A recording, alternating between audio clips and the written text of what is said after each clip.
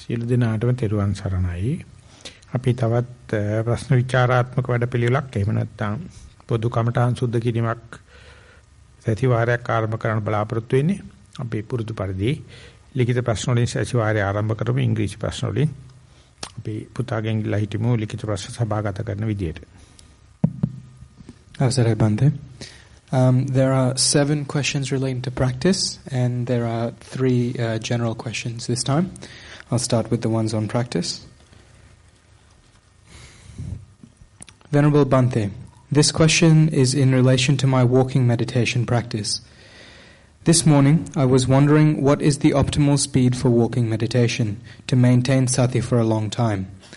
When I walk slow, I can observe each stage of leg movement, that is, lifting, carrying and placing.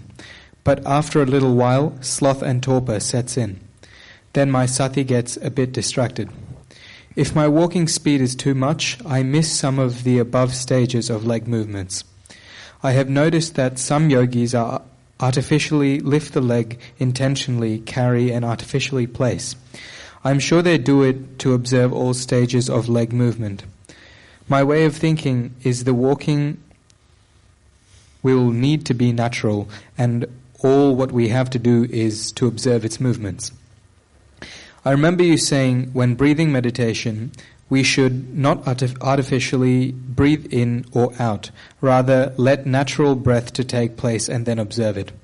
Shouldn't the same phenomena apply to walking meditation as well?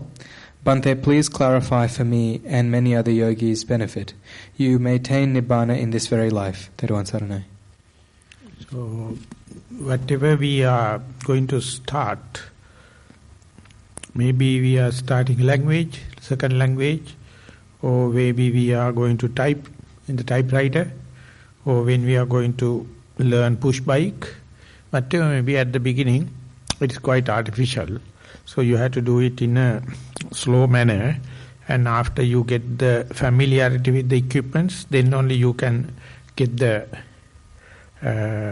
balance or the proper harmony with it. So likewise in the walking meditation, you walk like a sick person, slowly, mindfully, and that is to get the maximum natural characteristics and the manners. And while doing, when you familiarize with the walking path, walking speed, walking paces, slowly, the harmony starts. So therefore, at the beginning you are very scientific, like you do in a piecemeal basis, and ultimately everything gets integrated. So when that happens, it has become an art. So changing from this scientific situation to aesthetic situation, very difficult to put into one paper, one lecture or one instruction. It's a kind of a evolution. So therefore, let it happen. Let the body to decide what is the best. So it is to say, you have to consult your body. At the beginning, you have to train left, right, lifting, dropping, lifting, dropping, lifting, moving, dropping. Over there, it appears somewhat artificial-like. And after once familiarized, everything harmonized, the walking happens. And there you look at the whole phenomena. So this is start as a beginner, and then when this harmony happens, things are automatic. So this doing to happening, so this scientific situation to the aesthetic situation, very difficult someone to tell another one, this is to do and this is not to do. Individually you have to do the experiment and learn how to harmonize it. So if I am to reduce the whole answer into one phrase, I would say consult your body knowledge. Ask the body, what is the best way to go into this situation. Don't try to make a formulas. Don't try to have a hard and fast rules. Just listen to your body and let that evolution take place. Later you will understand what is the appropriate speed. Venerable Dhammajiva Bhante, I am a beginner in the practice. With walking meditation, I focus on the sensations as I place each foot on the ground. I find it difficult to practice the 3-step technique of observing the lifting, moving and placing of each foot because it feels as though the movement of the feet is too fast. This is the case even if I am walking slowly. It feels like I have to observe 2 things at once as the placing of one foot happens at the same time as the other foot lifts off the ground. Please advise what I should do with metta. So if you take an example, when you are riding a push bike, you can pay the attention to your left leg and see how you push the pedal, and the other part when coming, the pedal is pushing your leg and the right leg is pushing. So you can pay attention either to one leg at a time, or you can understand both of them in the synchronizing way. So this is a kind of a challenge to the mind, happening 2 things and how the shifting happens. You can keep the record of the one particular thing and completely forget about the other, or other vice versa, or both. So therefore, the more and more you practice, you learn, let the things to happen and observe as much as possible. This is somewhat related to the early questions also. So, when you are practicing in the same path, the long time, and slowly understand, the one example is pedaling bike. Yet another example, the yogis came out one day. He says, imagine if you are walking inside the swimming pool, having the water up to your knee level, and when you are walking, you can see the contact with the water while you are walking inside the swimming pool. So both the legs have kind of a touch, sole touching, leg touching the water, it is cutting through and going there. We can understand general understanding, or you can specifically understand the touch of the ground left leg, touch of the ground right leg, like one particular event, or you can understand a generally total event. This is called individual characteristics and common characteristics. So every event you can have these 2 perspectives. You can see the system approach or reductionist approach. So when the both happen hand in hand, only you can have a comprehensive idea. If you have only reductionist idea, reductionism, it is very scientific. When you are going to have a system, it is very aesthetic. So both has to come. Both have to come together. So don't worry, don't put your conditional. Let the mind to observe. Mind is much complicated thing. It can observe many things at a time. And to give the introduction, do reductionist way. Give left leg, right leg, left leg, right leg. Whenever the mind assuming gain in the momentum, let the mind to control, and ultimately you can put autopiloting, everything happening, you can understand. That is called system approach. So changing from one to the other is something like the left half hemisphere of the brain to the right hemisphere. Sometimes again right to left also can happen. So when one is happening, other one is suppressed. The other one is happening, this is suppressed.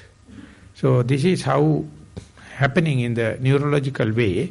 So you give whatever it may be, even the shifting from one to the other, don't consider as a challenge. It's a kind of an endowment in your brain, or you can say as your endowment in your mindfulness also.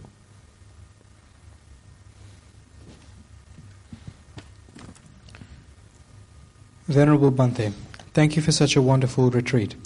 Could you please explain in more detail the 3-step walking meditation practice that was discussed yesterday with metta?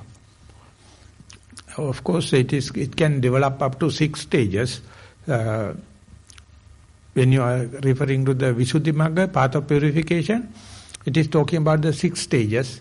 So, Venerable Mahasi Sayadaw, introducing this in the recent time, he reduced to 3.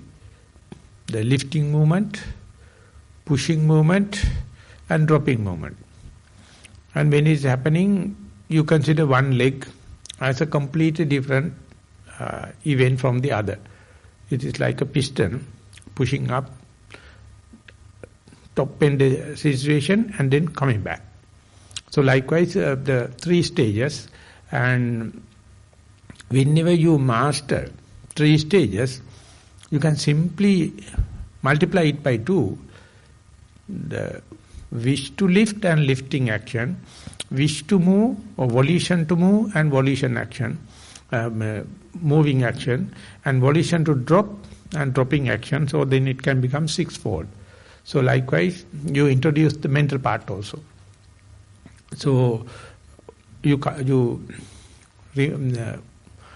the one leg into 3 phases: lifting, moving, dropping. So remember, it can be increased up to lowering, finding the proper place, and touching and pressing. So likewise, the Visuddhimagga is explaining 6 stages. So that is the way scientifically you go in a reductionist way, go as long as possible. In-breath and out-breath also, you can say the beginning of the in-breath, the middle of the in-breath, at the end of the in-breath. And when you observe very closely, you can see 1001 small in-breaths within the in-breath. It's like a stage-wise action. So in the movement also, for the linear kind of training, teaching system is cut into the lifting, moving, dropping.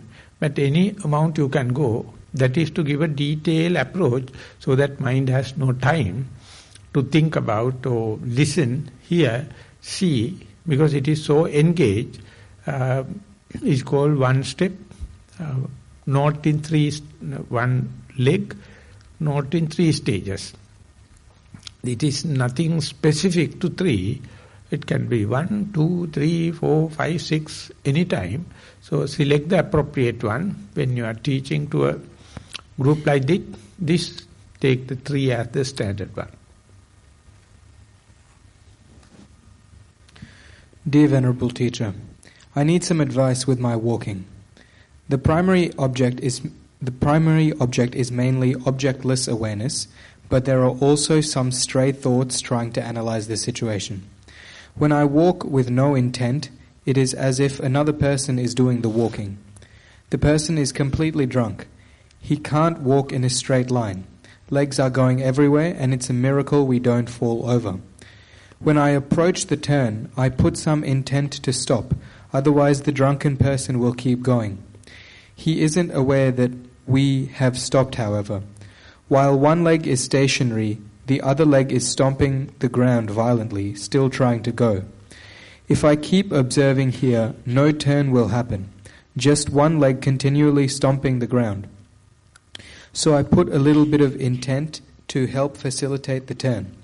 Once I am facing the correct direction, I again put some intent to start the walking, or else the stamping continues. The drunken walk then continues on like this, over and over. This drunken walk was occurring prior to the retreat, but has evolved since I came here. I can walk like a normal person or a drunken person whenever I want, just need to add or remove intent. In terms of mindfulness, there is no difference between the 2 walks. I have let this run for some time and observed what I can, but I do really need some guidance on what to do here. Thero and Sarana. So this repetition of the same thing in the first question, second question also. When you are walking, you can give detailed approach, or you can see the situation as such. So the Buddha mentioned the mother, pamada. Pamada means not diligence, it's negligence. And it's almost like mother drunkard. So when we are not mindful, we are absorbed and we are deranged, we are eccentric, we are wandering. So something is doing, mind is somewhere else. So when you are going to be mindful, one thing at a time, and that done well, there also you can see, even then the situation is not totally under control. So develop kind of a doubt. Am I really mindful or I am half mindful? Because the situation, even if you have focus fully onto your leg or the body, you see it is swaying up and down. It is not stopping at the proper place, and it need kind of a commanding sort of thing. So two kinds of thing. One thing you can say detail, left leg, right leg.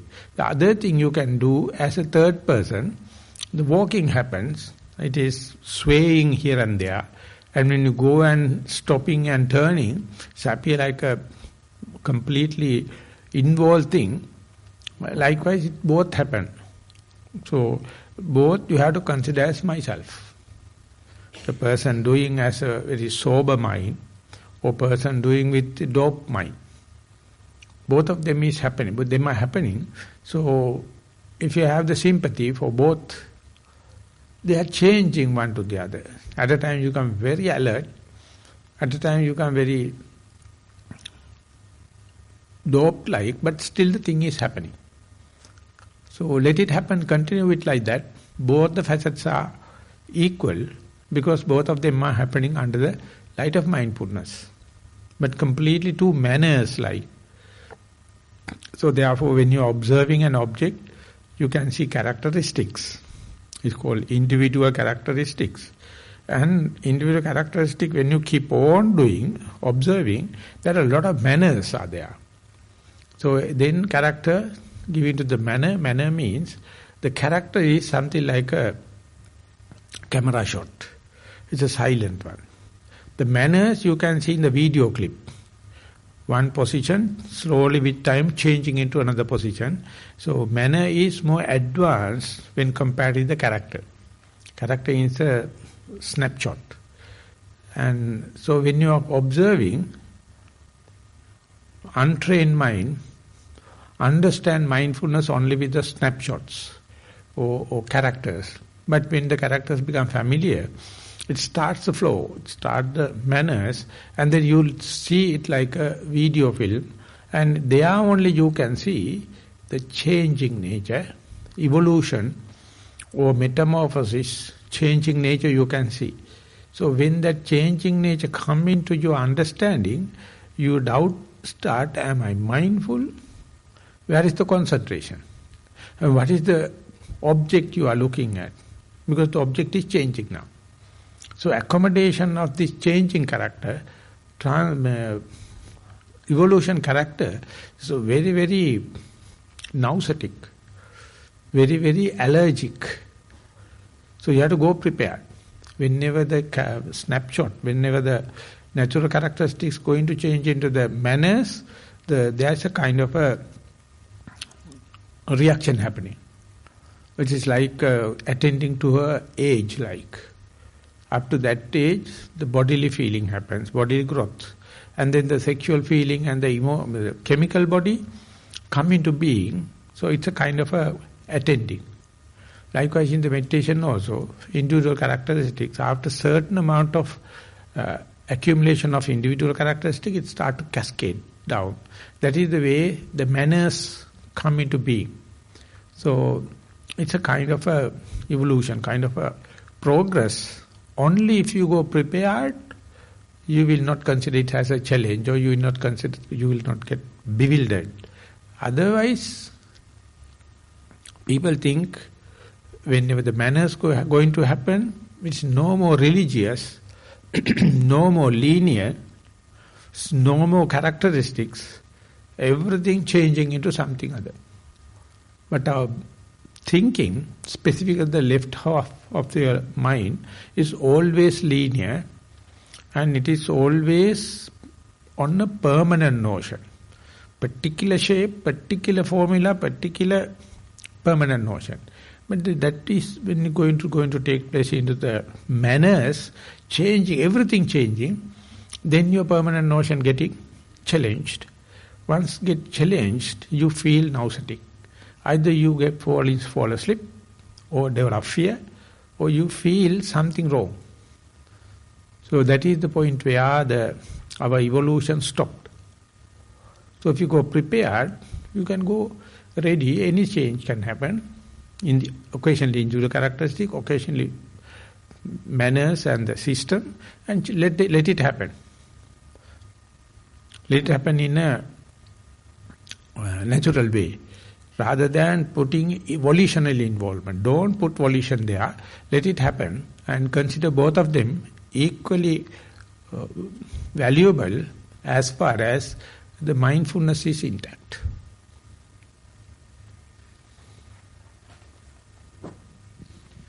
Venerable Thero, my question is regarding walking meditation.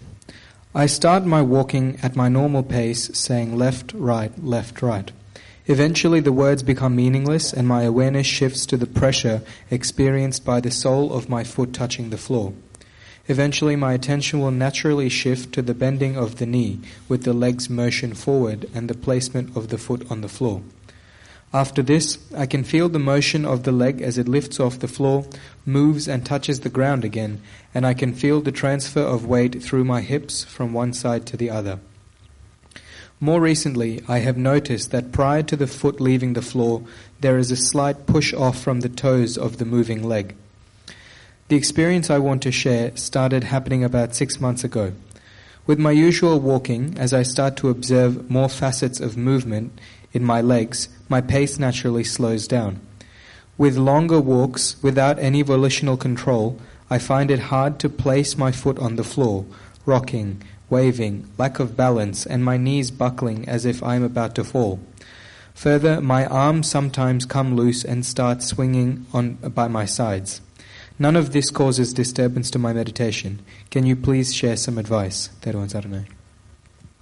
So at the beginning, just like explained for all the early questions, at the beginning you have kind of a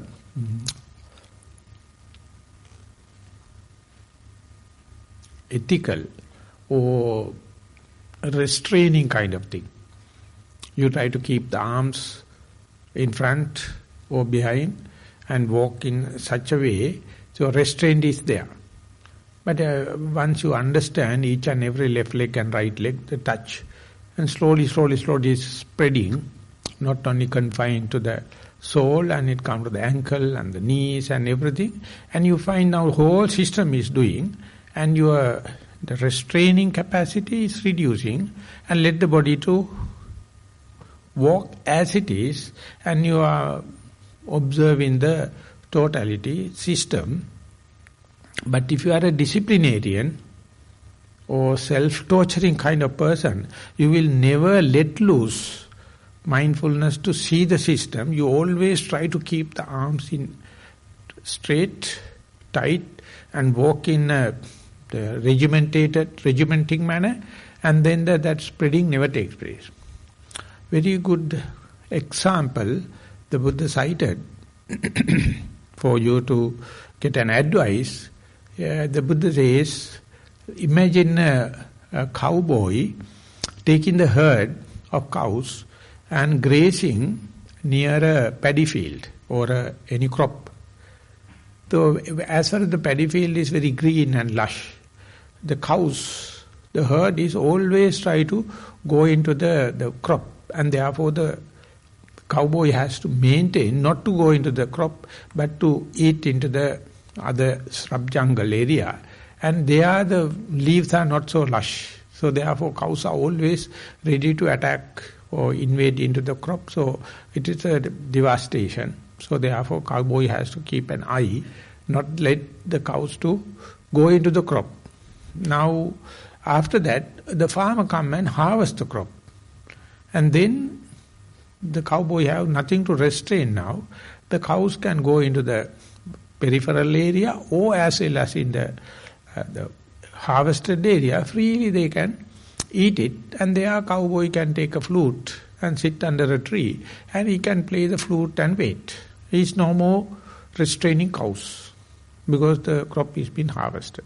So likewise, once you familiarize the walking, once you familiarize brushing your teeth, once you familiarize when you are eating, once you familiarize you sit, at the beginning you give regimentation. You give the basic preparation, and once the mindfulness acquires capacity, you just let the mindfulness to run. That is because the situation is fairly under control, and it is a kind of let loosing of your restraint. It is radical. It is called non-conventional or not disciplinarian kind of thing. So that is the point the religious people are quite afraid of. They never let loose, always try to keep the restraint. So therefore, from religious point of view, you can't see the truth. It's always disciplinarian. And half of the population happy with this self-torturing method or self-restraining in a negative way. Whenever the mindfulness is ready to acquire the knowledge, the task, the system, you have to just let mindfulness to run. Then only mindfulness can diversify, otherwise it has become very, very tender. So therefore in walking meditation, keep your attention at the beginning to the soul, left leg, right leg. Then if it is obedient and it's happening, slowly you can see other parts of the body, wind movements, seeing, hearing, everything happen, but still you know the walking is, meditation is there. So there you can let the mindfulness to loose. So you can see the whole body as a unit. Everything is happening. There is no egotistic, there is no restraining, there is no disciplining. And in that sense, I found myself as a person, very easily, very quickly I let loose. So therefore, I get always complain, I have no restraint.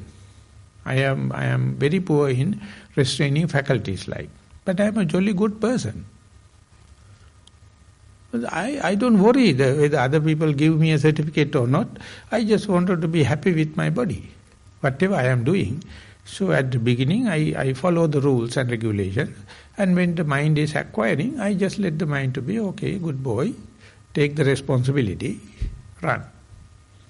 So this may not be very appealing to the religious kind of people, may not be appealing to the restraint-based people or regimenting kind of people, but keep it open. At the beginning, restrain. And whenever the mind is acquiring, mindfulness is gaining the ground, let the mindfulness to grow.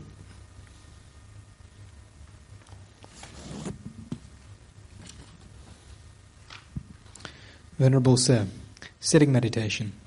Primary object remains rise and fall between the navel and the rib cage. Exploring yesterday's advice, I can report some further observations.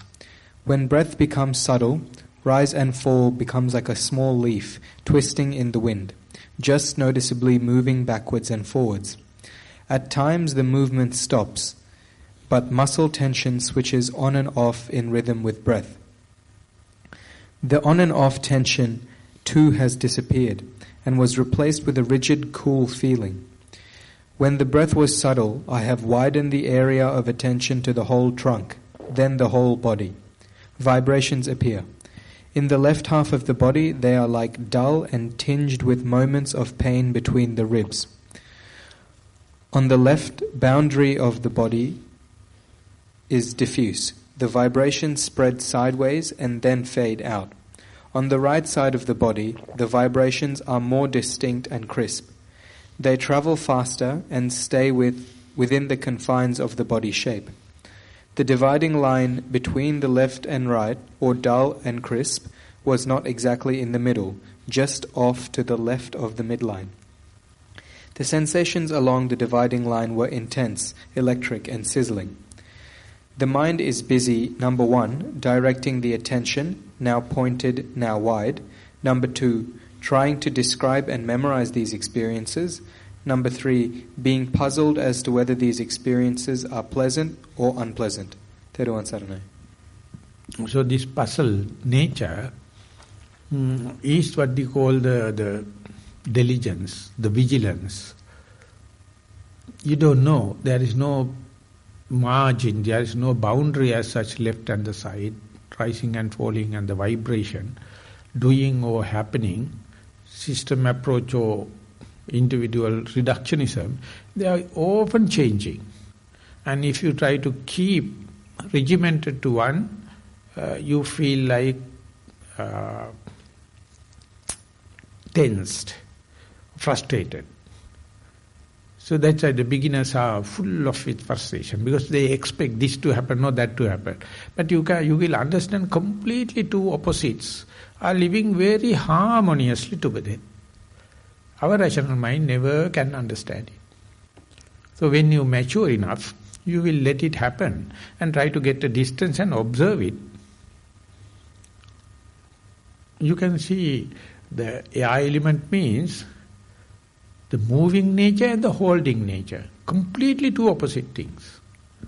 Air element can shake something or hold it something. Fire element, heat or cold. In general, it's two opposites, but both of them are called heat element. The weight, the heavy, lightness, both called by single name, earth element. Water element, the fluidity or cohesiveness. Both of them are two opposites. They live together.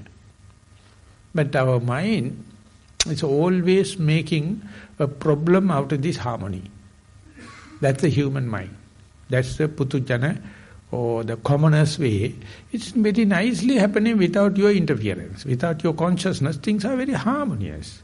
When the consciousness go into that judgmental mind, and the discrimination or sectarianism, without that mind has no job. So mind go there and try to see this label, that label, this is positive, this is negative, this is happiness, this is pain, like two opposites, and then fighting happen. But when the attention is not there, they are living very happily together. Opposites can live very happily together, unless otherwise the consciousness is walking fingers. So let that happen and just withdraw your consciousness, that is in the sense the volitional activity, your will. And then you can see things are happening. Just imagine, when you fools are here, your family affairs at home will be very nice now. And the family members at home will be very happy now, because all the troublemakers are meditating. And you think here, maybe they are in trouble and I must go there and do it like that. Of course, they are also thinking, whenever these fellows are come back home, they are walking finger, this and that, and make the mess out of that. So the Buddha is doing a very good thing, keeping 100 people together. So 100 families are at peace.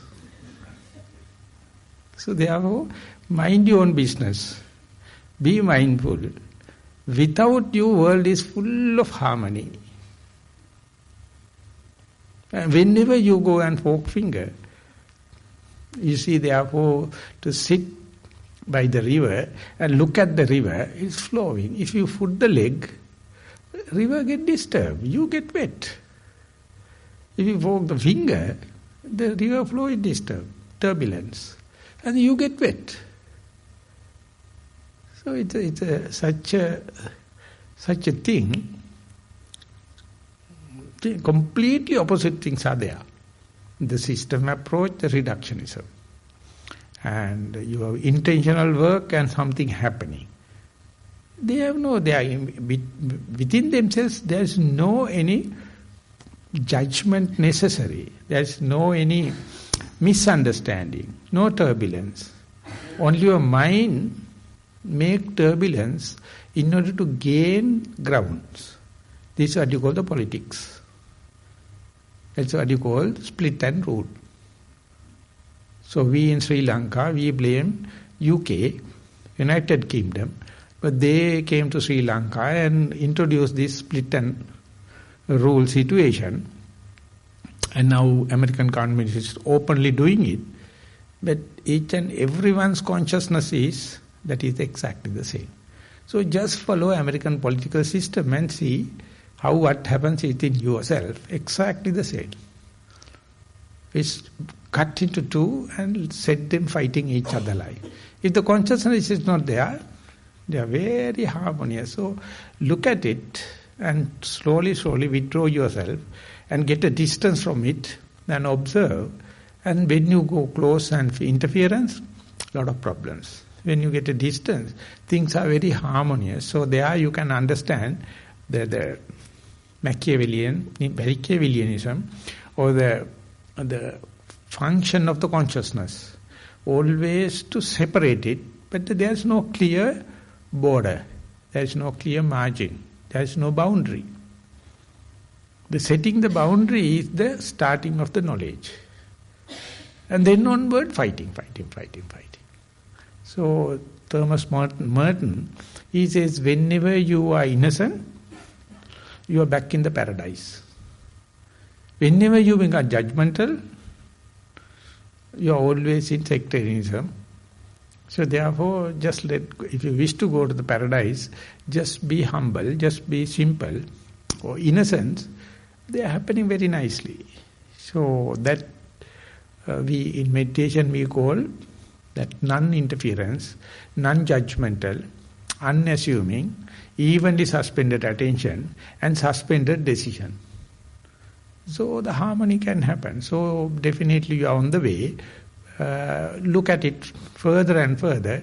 You will learn the art of withdrawing, art of disavow, art of disclaiming, and observe the thing, or put it into the poetic way, observe the thing as if you are a blind person. Hear the thing as if you are a deaf. See the thing as if you are the paralyzed person. And last, if it is impossible, just be like a corpse, a dead person, and then the world will be at peace. Shall we go to the next question?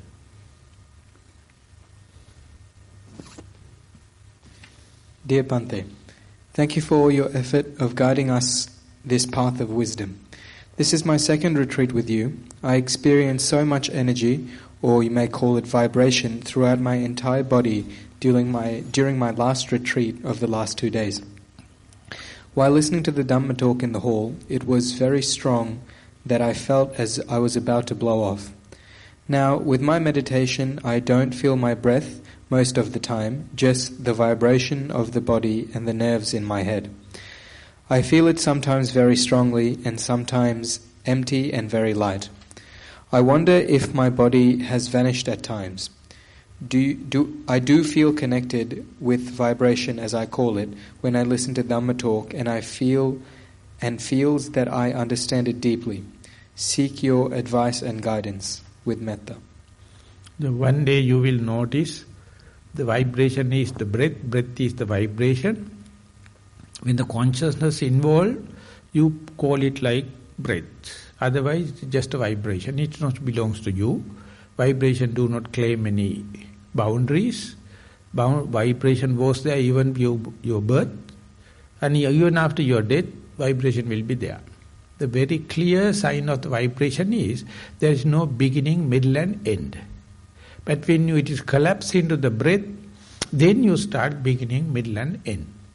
So in the meditation, wherever it may be the breath, maybe the rising and falling, maybe left leg and right leg, ultimately you dissolve into the vibration, and there you can understand the vibration need no any kind of a judgment, any kind of a guidance, any kind of a thing. So there you lose the my body or my decision or my volition, my will. So when it is happening, you merge into the consciousness, the cosmic energy. Things are happening very harmoniously. Sometimes this vibration appears like a sound. Sometimes it appears like a lightness. Sometimes it appears like a light. Sometimes it appears like a relaxation. The vibration can take many facets, but it is very, very universal. So let the vibration to happen. Whenever the vibration happens, it's like a free massaging. Your whole body get a massage. And that is a kind of a healing. And more you let the vibration to happen, just like a spa, just like a massage, healing happens. So in the listening to a good talk or meditation or in the walking meditation, ultimately everything you appear like a vibration and nothing like doing something. Things are happening, you just merge into that. And there are no boundaries. And vibration-wise, I can put it in another way. Whenever you go to the vibration has no any femininity or masculinity. Vibration do not understand as the young, middle age or old age. Vibration never recognizes as old and poor, the poor and rich. It's a universal thing. So I used to say, this vibration is the humanity. You must have your human right. Anytime you can go to the vibration and you become disappeared. So it's an endowment, it's a birthright. Occasionally you go there. Imagine the day the vibration becomes your second nature. And you forget about these senses from the organs, or eye, ear and nose, and you can see you back, the wave dissolved into the sea. No agitation, dissolved into the sea. Again it can make a wave, but again dissolved into the sea. Likewise, when it is happening, the vibration is the one more primordial, more pure, more least defiled, and try to let that vibration to come and occupy your timetable as much as possible. And whenever, even if it is collapsed into the breath or rising and falling, seeing, hearing, touching, no problem. It's just a manifestation of vibration. Again, let the vibration to come back. Don't consider as a destruction. Don't consider as the losing of energy, losing of the value, but it's of course gaining the value.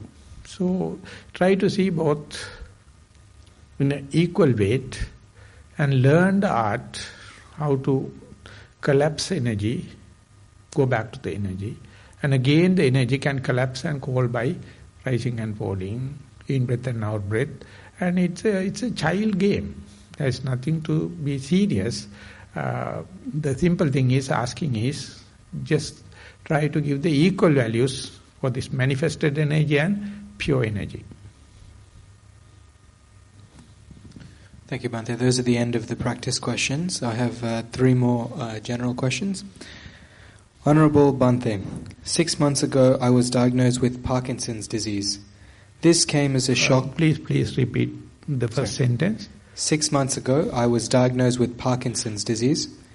This came as a shock to me, as I had been a very active person.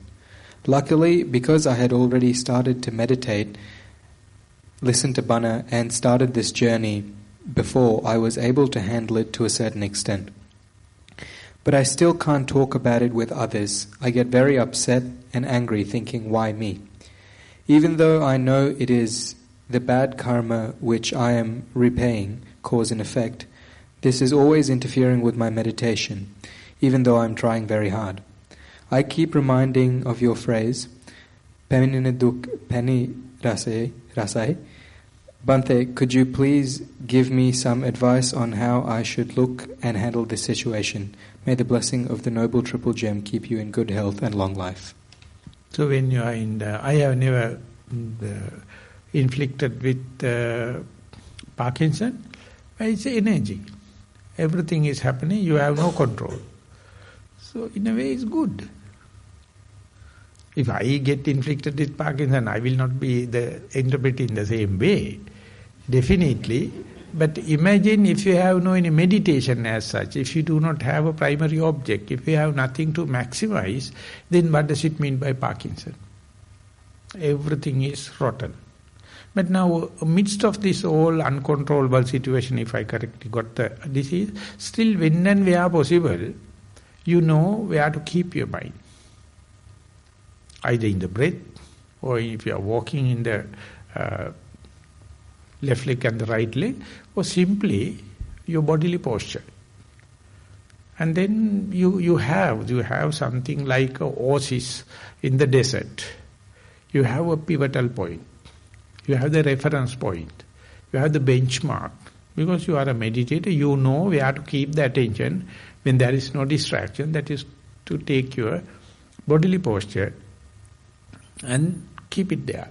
If you are not with Parkinson, you have a lot of duties, a lot of things to do. But when you become Parkinson, what to do? You are completely whole day, mind your own business.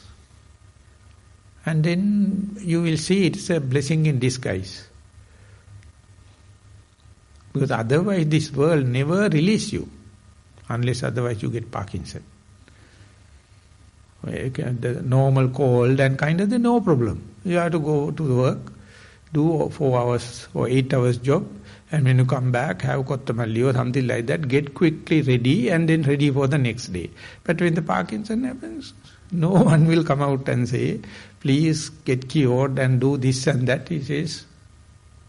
So therefore, just like Pollyanna, try to see reason to be glad, even under the Parkinson situation.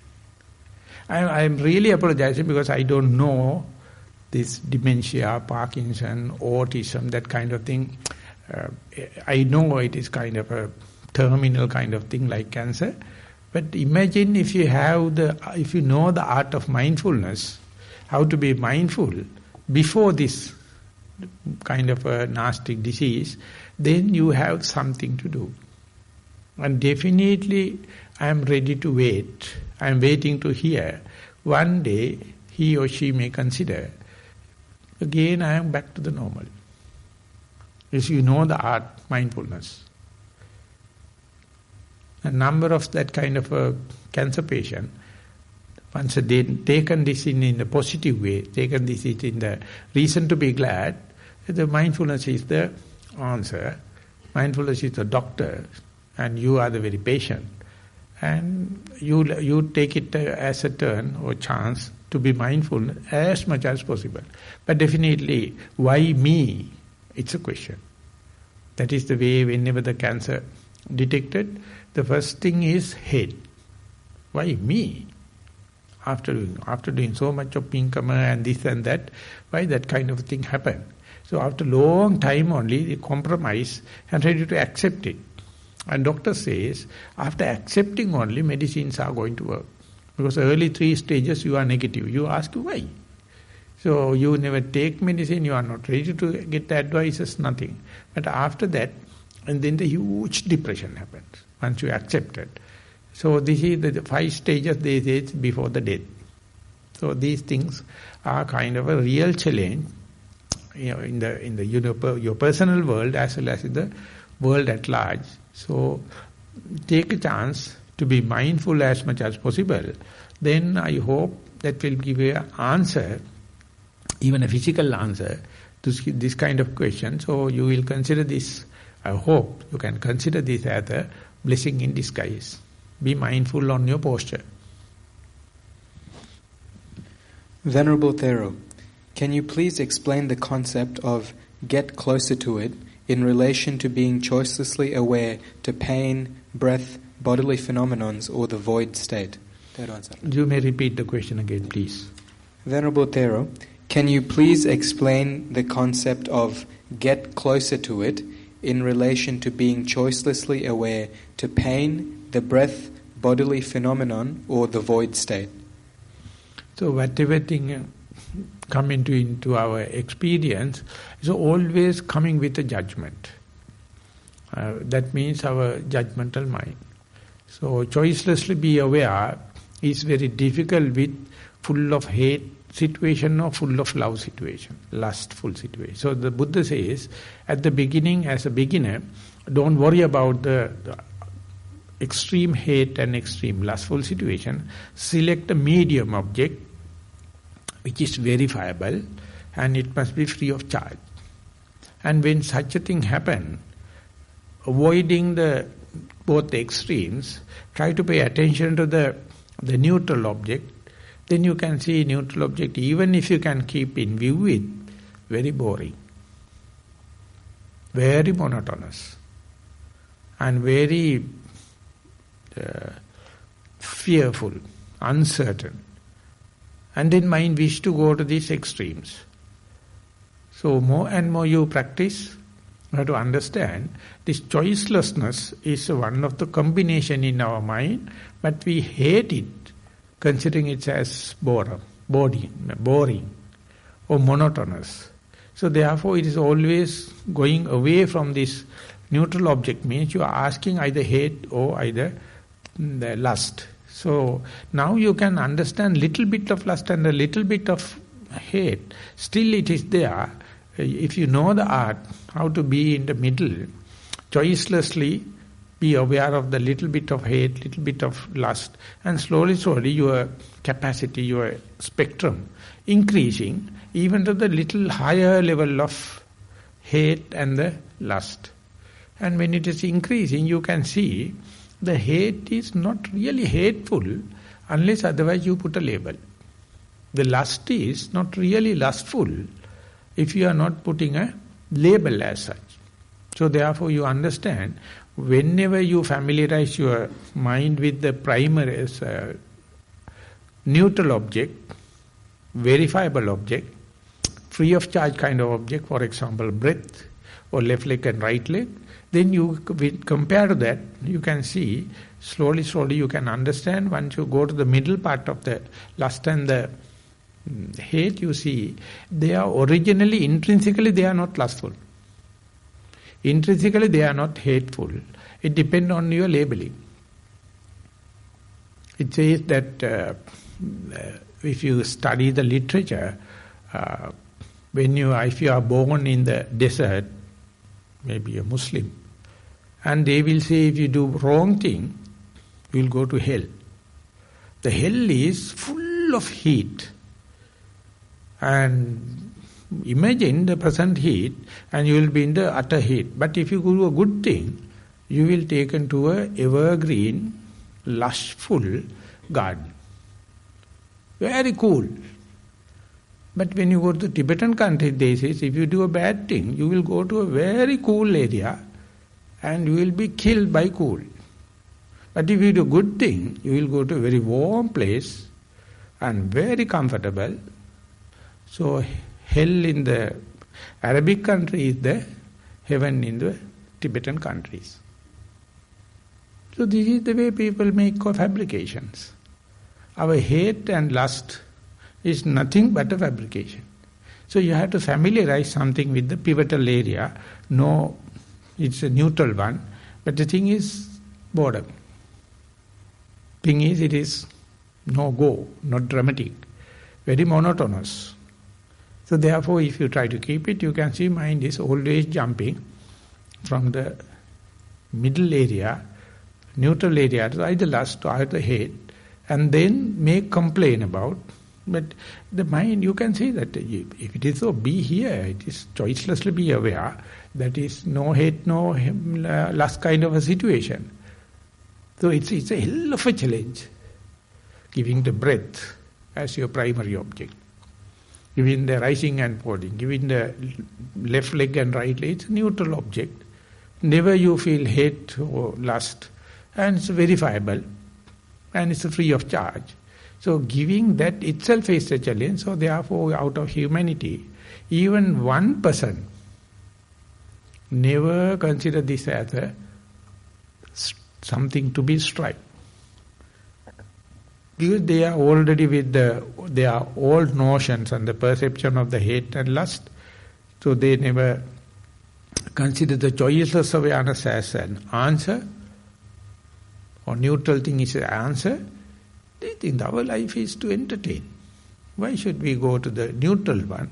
Instead they go there. So therefore, meditator only do is introducing something pivotal value, something reference point or neutral point, and ask the mind, this is the best for you. And if you are tired and worried and tense with the hate and lust, be here. Be aware of the choiceless awareness. Be aware of this evenly suspended attention. So we have given a very threatening, very, very radical, very, very against the grain kind of a object, but ironically it is neutral. Even though it appears like a radical, even though it appears like a revolutionary, it's a neutral thing we are giving. So mind can't reject in inferential way also. So give it and familiarize it, then you can see even the lust is not lustful. Even the hate is not hateful. If you know as far as the pivotal value, if you know the neutral thing, with respect to that you can understand. I doubt whether I explain completely, but this is the way we can put it. Your value judgment is not in the object but in your upbringing, but in your culture. According to your background, only hate and lust decided, just like the hell of the Arabic countries and the hell of the Tibetan countries. Like values are completely different. Even though we try to attribute to the object never carry any value, but you are the person imposing upon that, and ultimately you are the person get worried about. So be aware of that labeling technique and the perception. Venerable Bhante, since yesterday evening my mind was very chaotic and thinking about all the things I have to do when I get back. I was annoyed and felt disturbed because I couldn't concentrate well on myself here and now, and on the other side I was reluctant to accept that I will be in the same rat race as others very soon. I wished I could stay as a yogi a bit longer away from the busy life. Then I stepped back and asked, why are you worrying so much for something that is not here and now? It will be in the future, and only thing I can do is to accept it. And as you said, Bhante, if something is meant to happen, it will happen. So I slowly let myself calm down and tried to bring my mind to this state of here and now. Then again, today when I woke up, my mind was thinking so much about future events and family. However, now I knew what to do. I did not panic.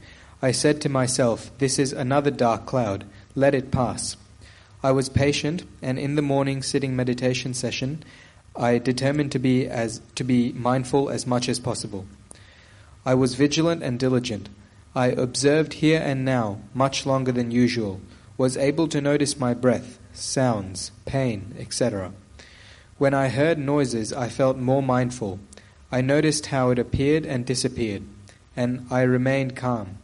I felt pains in my lower body, but I was just observing as a third person. I saw my body as one big rock with some life in it, where I couldn't differentiate between my hands and legs.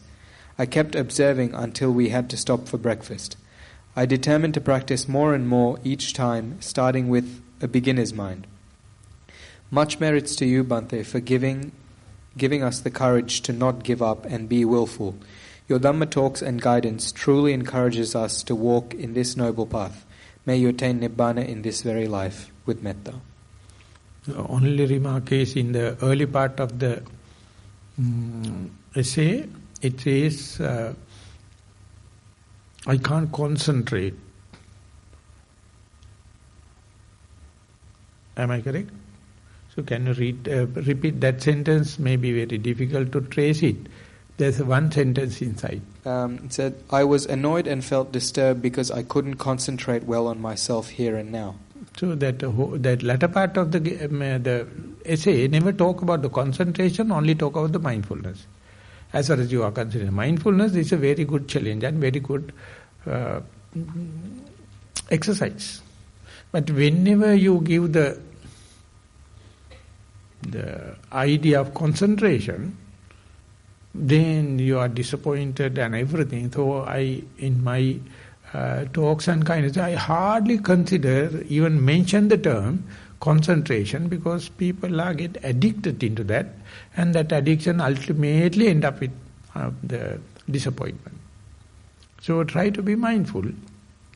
So the question is, mindful in the present moment and calm and quiet, and mindfulness is a completely panic, completely discouraged, completely future planning, but still mindfulness, still mindful.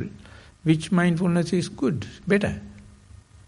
But is mindful in the calm and the present moment, or mindful about the panicking mind, mindful about the future planning?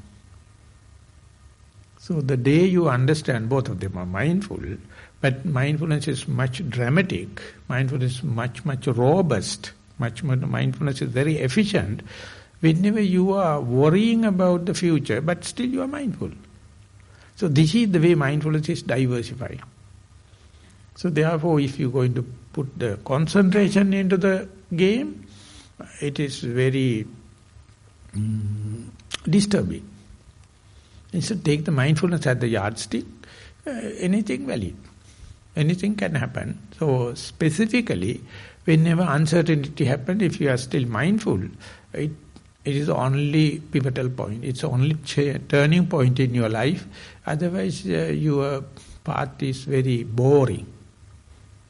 To be eventful, you must have challenges. But don't take concentration as a yardstick. Please be humble and be mindful. Take the mindfulness as the yardstick, and then you can see the question completely from the different perspectives. Thank you, Bhante. Now, in Sinhala. තෙරුවන් සරණයි. අවසරයි ස්වාමීන් වහන්සේ. අද භාවනාව පිළිබඳ ප්‍රශ්න 16කුත් ධර්මයේ පිළිබඳ ප්‍රශ්න 3කුත් වෙනත් ප්‍රශ්න 2කුත් ඔක්කොම 21ක් ලැබිලා තිනවා. ඒ සියලුම වාර්තා සභාගත කිරීම සඳහා මට ඔබ වහන්සේගෙන් අවසරයි. හොඳයි. ගරු ස්වාමීන් වහන්සේ, මම පරයන්ක භාවනාව පැයක් පමණ ගෙදරදී පුරුදු කරන කෙනෙක්මි. මගේ මූලික කමඨහන වන්නේ හුස්ම රැල්ල ගැන හිතේදීමයි. සමහර දිනකදී පරයන්ක භාවනාව කරන අතර හදවතේ ස්පන්දනය වැනි ශබ්දයක් කන තුලින් ඇසෙන්නට පටන් ගනී. බොහෝ විට වම් කනින් ඇසේ. භාවනා කිරීමට පටන්ගෙන විනාඩි 5ක පමණ කාලයක් යන විට මෙය පටන් ගන්නා අතර ඇති වී ඉන්පසුව විනාඩි 2-3කින් නැති වී යයි. මෙය ඇසෙන දිනයන්හිදී මගේ භාවනාවේ සිත තැම්පත් කිරීමට මෙම ශබ්දය මහත්සේ බාධාවකි. ස්වාමින් වහන්සේ, කළ යුතු දේ කරුණාවෙන් පහදා දෙන්න. දැනට මා කරන්නේ ශබ්දය ඇසෙද්දීම හුස්ම රැල්ල ගැන සිත යෙදීමට උත්සාහ කිරීමයි. ඉඳ හිට කරන සක්මන් භාවනාවේදී කිසි දිනක මේ ඇසී නැත. ඔබ වහන්සේට තෙරුවන් සරණයි. එතකොට මේ ඇහෙන ශබ්දය වර්තමාන මොහොතේම කයේ ඇතිවෙච්ච කයට හිත ගියා බවට, කායර සතිය පීඨිය බවට ලකුණක් කරගත්තොත් ඒක බාධාවක් නෙවෙයි. සතිය තියෙන බවට, අතිය ප්‍රත්‍යක්ෂණය කරන්න තියෙන බවට දක්වන්න ලකුණක් වෙනවා. අපි යම් විදියකට කිව්වොත් මේ ආනාපාන කරන වෙලාවේදී ඌ ඇහෙන්න බෑ. ආනාපානෙ විතරමයි ඌ මොනක්වත් වෙන්න බෑ කියලා. එතකොට මේක අභියෝගයක් ප්‍රශ්නයක් වෙනවා. ඉතින් ඒක බලන්න හොඳටම මනෝ විකාරයක්ද නැත්නම් හීනයක්ද නැත්නම් ඇත්තටම සිද්ධ වෙන එකක්ද කියලා. ඇත්තටම සිද්ධ වෙන එකක් නම් ඒක සතිය තියෙනකොට විතරම නෙවෙන්නේ. නැති වෙලාවට එන්නේ නැහැ. අපි අතීතය ගැන හිතනකොට, වෙන කෙනෙක් ගැන හිතනකොට, වෙන තැනක් ගැන හිතනකොට එන්නේ නැහැ. ඒ නිසා මේ සතියට ලැබෙන ආශිර්වාද, සතිය ලැබෙන ආනිසංශ වලට අපි මේ මුණට කියලා ගහන්න ගියොත්, උණු වතුරක් කරන්න ගියොත්, ඒ සතිය මුසුප් වෙනවානේ. වෙන්න කියලා ආරාධනා කරනවා. ගෙදර ආවට පස්සේ මුණට කියලා ගහනවා. එතන උණු වතුරක් කරනවා. ඒ නිසා මේ බලන්න මේක සතියට ලැබිච්ච සුභාසින්චනය, සතියට ලැබිච්ච ආනිසංශය. සතිය නිසාම සතිය හොන්දටම එල්ල වෙච්චලා විතර මේක වෙන්නේ කියලා බලන්න ගියොත් තමයි තේරෙයි මේක මේ පෙරගමන් කරුවෙක් වගේ. එනිසා පොඩ්ඩක් අර බලන බැල්ම වෙනස් කළා මේක සතියට ලැබිච්ච සුභාසින්චනයක් විදිහට බලන්න උත්සාහ කරනවා.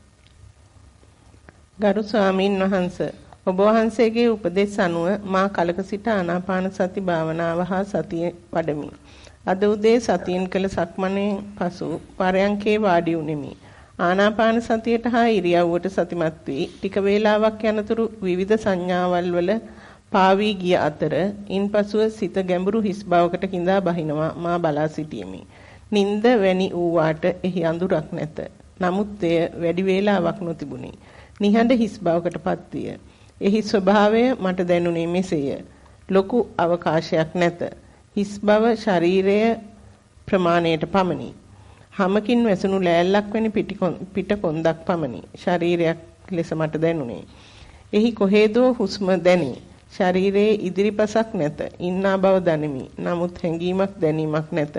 භාවනා කාලය අවසන් වනතුරු මා එසේ සිටියෙමි. ඔබ වහන්සේට නිරෝගී සුව පතමි. මේකර මේ තේරෙනවා. නමුත් තේරෙනාට තේරෙන දේ සීමා මරියාදාවල් නැහැ. කොහෙන් කෙලවර වුණත් දන්නේ නැහැ. නිකන් අහතේ තියෙන වලාකුලක් වගේ හරියට මෙතනින් එහා පැත්තේ වලාකුළු තියෙනවා මෙතනින් නැහැ කියලා නෑ නිකන් බොඳ වෙච්ච ගතියක් තමයි තියෙන්නේ. ඉතින් බොඳ වෙච්ච ගතිය අර රූපේ රූප සංඥාවක් වෙන බවට නිකන් පිපිඤ්ඤ කැලලත් තම්බිලා ගිහලා දිය වෙලා ගියා වගේ. හාල්ලට තම්බිලා ගිහලා කැඳ වුණා වගේ. සංඥාව නේද රූපේ සංඥාව බාටපත් වෙන්න පටන් ගන්නවා. ඉතින් ඒක අර තමන්ගේ රූපෙට වෙනකොට ඒක හරීම පපුව කඩාගෙන යන්න හදනවා. මේක නෙමෙයි උදේ ඉඳලා හැන්ද වෙනකන් ඔපදම හිටියේ බලබලා ඉනකොට ඒ පෙන්නපු එකම තමන් ඉස්සරහාම ඉරට හඳට නොකිය ආවර රහසේ රූපේ වියකෙනවා. මට මතක නෑ මේ අනික් පදේ එන්නේ නෑ. ඊටතර පපුව කඩාන යන්න හිතෙනවා.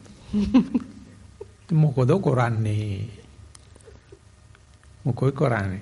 මගේම ගියක් නැලවිලි සුවරෙන් ඈතින් මසු වෙන මාපෙම් කලේ මගේ යුවතිය මොනෝ කියලා කියනවා මට මේ එන්නේ අප මේ තැටි ඔක්කොම මේ ලාම් තෙල් ටිකක් ගාලා සුද්ධ කරලා දෙන්න ඕන කවුරු හරි. ඉතින් ඒ වගේ මේ තමන් මේ බලන්න හිටපු මේ ඒක ඝන එහෙම නැත්නම් මේ V shape body එක එහෙම නැත්නම් මේ රූපලාවන්‍ය කරන දේ මේ අස්පනාවිට මේක හැඳි ගෑවිලා නාසමාපෝ වෙලා යනකොට ඉතින් පිස්සු හැදෙන්න නැතුව පුළුවන්ද? ඉතින් පිස්සු හැදුනත් පිස්සු නොහැදුනත් මේක බලන්න පෙළඹෙන එකම භාවනා ප්‍රතිඵල ලබන්න එපා.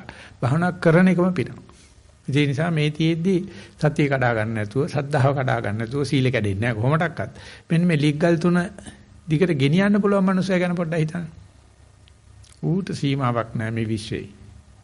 මොකද මේක අල්ලපු තරම් අපි කොටු වෙනවා, හිර වෙනවා. ඒකට බරු බැඳා වාගේ.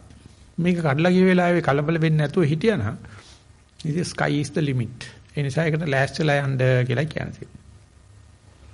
ගරු ස්වාමින් වහන්සේ ඊයේ ධර්ම සාකච්ඡාවේදී ඔබ වහන්සේ කීවා අපේ සිත වටේ කොටස පමණයි ආයතන වලින් ඇතුල් වන අරමුණු වලට සංවේදී වෙන්නේ කියලා.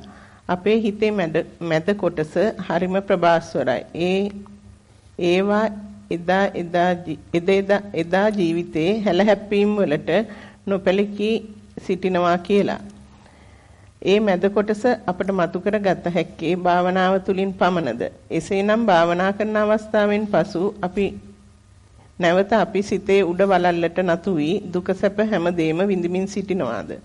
එසේත් නැතිනම් භාවනා කිරීම තුලින් අපට උඩ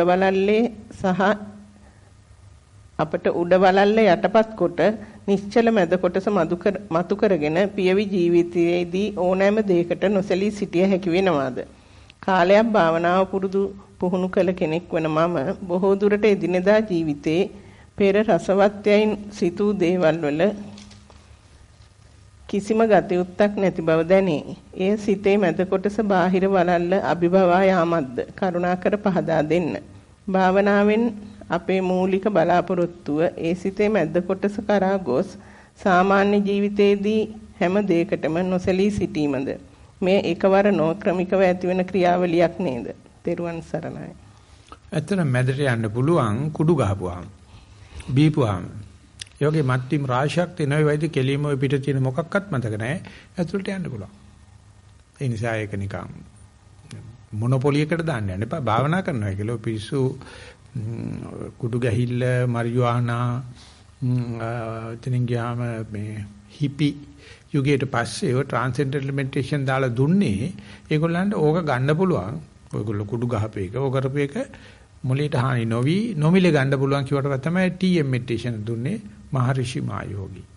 විචාර කුඩු ස්ටේජ් එකට පස්සේ තමයි ඒක අල්ලලා දුන්නේ. ඒක ක්‍රම ගොඩාක් තියෙනවා. නමුත් බුදුජානනාංශ කරපු මේ සෞඛ්‍යයට හිත කර නැහැ, ඇඩික්ෂන් වලට යන්නේ නැහැ, කිමිකල්ස් වලට යන්න ඕන කමක් නැහැ. යන්න පුළුවන්. ඒ නිසා මේකට කියනවා ලද්දා මුදා නිබ්බුතිම් බුඤ්ඤමාන. නොමිලේ ලැබෙන මේ නිවන විඳගෙන ඉන්නවා. අනිත් එක අර පිට තියෙන කුණු අයින් කරන්න ඕනෙත් නැහැ. පිට කුණු තියෙදි මැද ඉන්න පුළුවන් බව තේරුම් ගත්තොත් කක්ක ටිකක් නැත්නම් මේ ජීවිතේ කිසිම ජොලියක් නැහැ. පිට කොක්ක ටික තියෙන්න ඕනේ. අත ගන්න නැතුව ඉන්න එකනේ තියෙන්නේ. ඒ ටික නැති කරන්න යන්න බෑ. ඒක වැඩක් නැහැ නේ. කිසි ගතියක් නැහැ නේ. ගෝ එකක් නැහැ නේ. කක්ක තියෙන්න ඕනේ. එතන තියෙනවා ගහලල්ල. මට ඇහෙන්නෙත් නැහැ, පේන්නෙත් නැහැ, දකින්නෙත් නැහැ. තිබ්බට මොකද පොට්ටෙක් වගේ ඉන්නවා. ඇහුණා විතර නැහැ වුණා වගේ ඉන්නවා. දැනුණට මොකද නොදැනුණා වගේ ඉන්නවා. ඒක කක්ක නැති කරන්න යන්න එපා. ඒක කක්ක කියලා දන්නවනම් එච්චර. දැන් පොඩි කාලේ කක්කා අත ගෑවනේ අපි ගොම්පොළවේ දඟලන වෙලාවේ. ඒ වෙලාවේ ජොලියක් තිබ්බනේ. දැන් අත ගන්න නේද දැන් කක්ක තියෙනවනේ. ගා ගන්න එපා. ගා ගන්න දෙන්නේ එක විතරයි තියෙන්නේ. ඒක නිසා කක්කවල ප්‍රශ්නයක් නැහැ. ඒකේ තියෙන්න ඕන තැන තියෙන්නේ. අපි දැනගන්න තියෙන මනුස්සකම කෙනෙකුට ගොඩාක් වටින දෙයක්. ඕනේ නම් මැදට වෙන්න පුළුවන්. මැදට යන්න ආර්යයන් වහන්සේලා වැඩේ ඉන්නවා. සද්ධර්මයේ තියෙනවා. සත්පුරුෂයෝ ඉන්නවා. හරියට යන්න අසත්පුරුෂයෝ අසද්ධර්මයේ තියෙනවා. ඉතින් අපි කොතෙන්ද එල්ල කරන්නේ කියන එක විතර ප්‍රශ්න තියෙනවා. සරල කිරීම සඳහා කියනවනම් ඒක නිසා මේ කරගෙන යනකොට අපේ මනුස්සත්වයේ කිසි වෙනසක් වෙන්නේ නැහැ. කක්ක තියෙනවා සමාදම් වෙන්නේ නැහැ. අකුසල සමාදානය කරන්නේ පුළුවන් තරම් ඒ විනෝඩ කුසල සමාදානට හිත දාගෙන එහෙම කරන කට්ටියක් අල්ලගෙන ඒක නිකන් ඒකත් එක ඇබ්බැහියක් තමයි. නමුත් ඒක හරි ලේසි ආතතිය නෑ. ඒ අර අසහනේ නෑ. ඉතින් කට්ටියක් ඒක අර අසහනේම අයිතිවාසිකමක් කරගෙන කක්කගෙනම කතා කර ඉතින් ඒ කට්ටියත් එක්ක රණ්ඩු වෙන්න යන්නත් එපා ඉතින්. අපි ඉස්සර හිටියේ එතනනේ. ඒක නිසා මේසෙ ඇරලා තියෙනවා. ඉතින් Taman තෝරගන්නේ මොකද්ද කියන එකයි ප්‍රශ්න තියෙන්නේ. මේක බුෆේ ඩයට් එකක් තියෙනවා. ඉතින් දිවෙඩිය කාර්යය ගිය ගමන්ම කරන්නෙම සීනි තියෙන ආහාර ටිකක් කරනවා. ඒ ගෙදර හිටියම දෙන්නේ නැහනේ.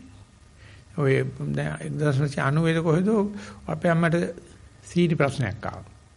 ඉතින් සීනි ප්‍රශ්නේ ප්‍රෙෂර් එකෙම කියන ධනපති ලෙඩනේ ඒවා ටික වටිනකමකුත් තියෙනවා. ඉතින් කොහොම හරි අම්මා සනීප කරලා හිටියේ. අවුරුද්දකට මේ වගේ තාලාවක් තියෙනවා මැද විශාල අපේ ගෙදර හරිනවා මේ කැවිලි. ඔක්කොම ඇල්ල යන ඕනෙකට දෙනවා. ඉතින් කාටවත් මතක නැතිලා තියෙනවා අම්මා යනකොටත් කැවුමක් කනවලු එනකොටත් කැවුමක් කනවලු අන්තිමට නැග්ග සීනි නහුතෙට අවුරුද්දත් එක්කම මලා.